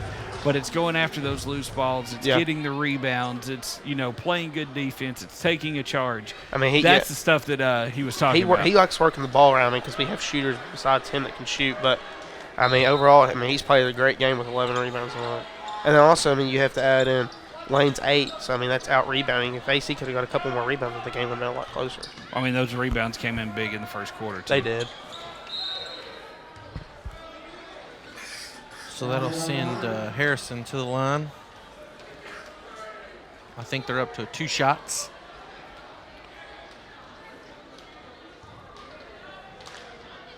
They're in the double bonus. Knocks down the first one.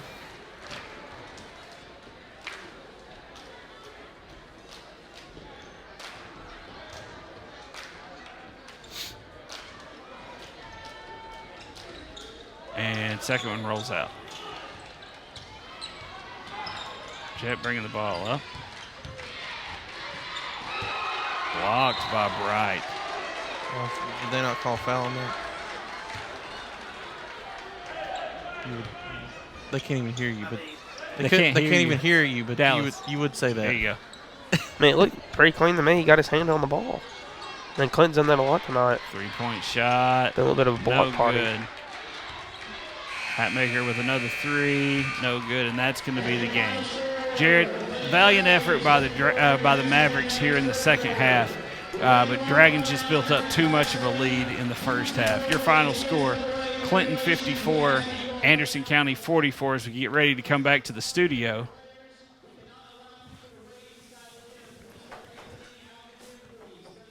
And So, Dallas, who is your vote for player of the game tonight? I'm going to go with Lane Harrison with 14 points, 8 rebounds, and 2 assists.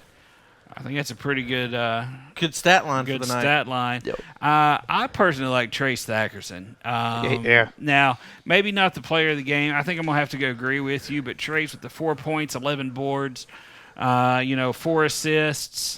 He played a heck of a game as well. So, then also- Jared, you what were you I was going say? to say also, I mean, you can throw Gardner in the mix. So he had 12 points, 3 rebounds, and 4 assists as well. So Yeah, and he kind of led that offense too. You Yeah. know, the whole game. His role is really not to really get rebounds. He's to score points and dish the ball off to people who can score points. So he did a good job tonight. So, player of the game, though, is going to go Lane Harrison. You pretty much got to. That close to a double-double, 14 and 8. That's a heck of a game, but great game by everybody. And then on the Mavericks side, man, Connor Martin had a heck of a game. 15. And he had 15 and 6. So congratulations to him. We would like to thank everyone that stopped by for interviews. Coach Freeman, Ben Downs, Coach Anasicki, and then Coach McDaniel, Melanie McDaniel. Did I miss anybody? I think that's it. I think that was it. So, guys, any final thoughts about the games tonight before we sign off for the last? I think this is our last basketball game, so sign off for our last basketball game. Hey, I just want to say thanks to everybody that's involved here, and thank you for supporting these programs. It means a lot to the kids, and it's just I'm honored to be able to come and sit with these guys and hang out with Andy and Ryan and do these basketball games. I'm honored to do that, and again, I just want to say our hearts are with the Lake City community. Absolutely. And thoughts and prayers go out to them with the passing of Mr. Baggett. Absolutely. Yeah, I mean, that's Mr. Baggett was such an inspiration, touched so many lives there in Lake City, and absolutely praying for him and his family. Dallas, thank you so much for joining us. Thank you. Past Thank 3 you for letting games me, have been some of the really most enjoy. fun basketball games we've done in a while, and we really appreciate it. Anything you'd like to add wrapping up tonight's I just game? want to say thank you to everybody that puts this on. Thank you all for letting me come on with y'all. But it's been fun these last 3 games. Enjoyed it a lot. Hey, I'm glad that you were able to come and sit in with us. You did a great job. You got a little bit more comfortable as we went along. Yeah. It was kind of like pulling teeth a little bit in that Yeah. first game, but tonight, fantastic job, my friend. You did a great job. Thank you. And once again, thank you to everybody. My sincere thanks to Ryan and Andy and everyone here at ACTV that lets us do this. Prayers going out to the Baggett family and everybody there in Lake City. It's just been tough. And once again, with the COVID situation, everything that our family's been through, man, it's going to be a hard few months. Lean on God, and you all be okay. But thank you all so much for watching. For Jared, for Dallas, for everybody behind the scenes, thank you so much for watching. Good night, everybody.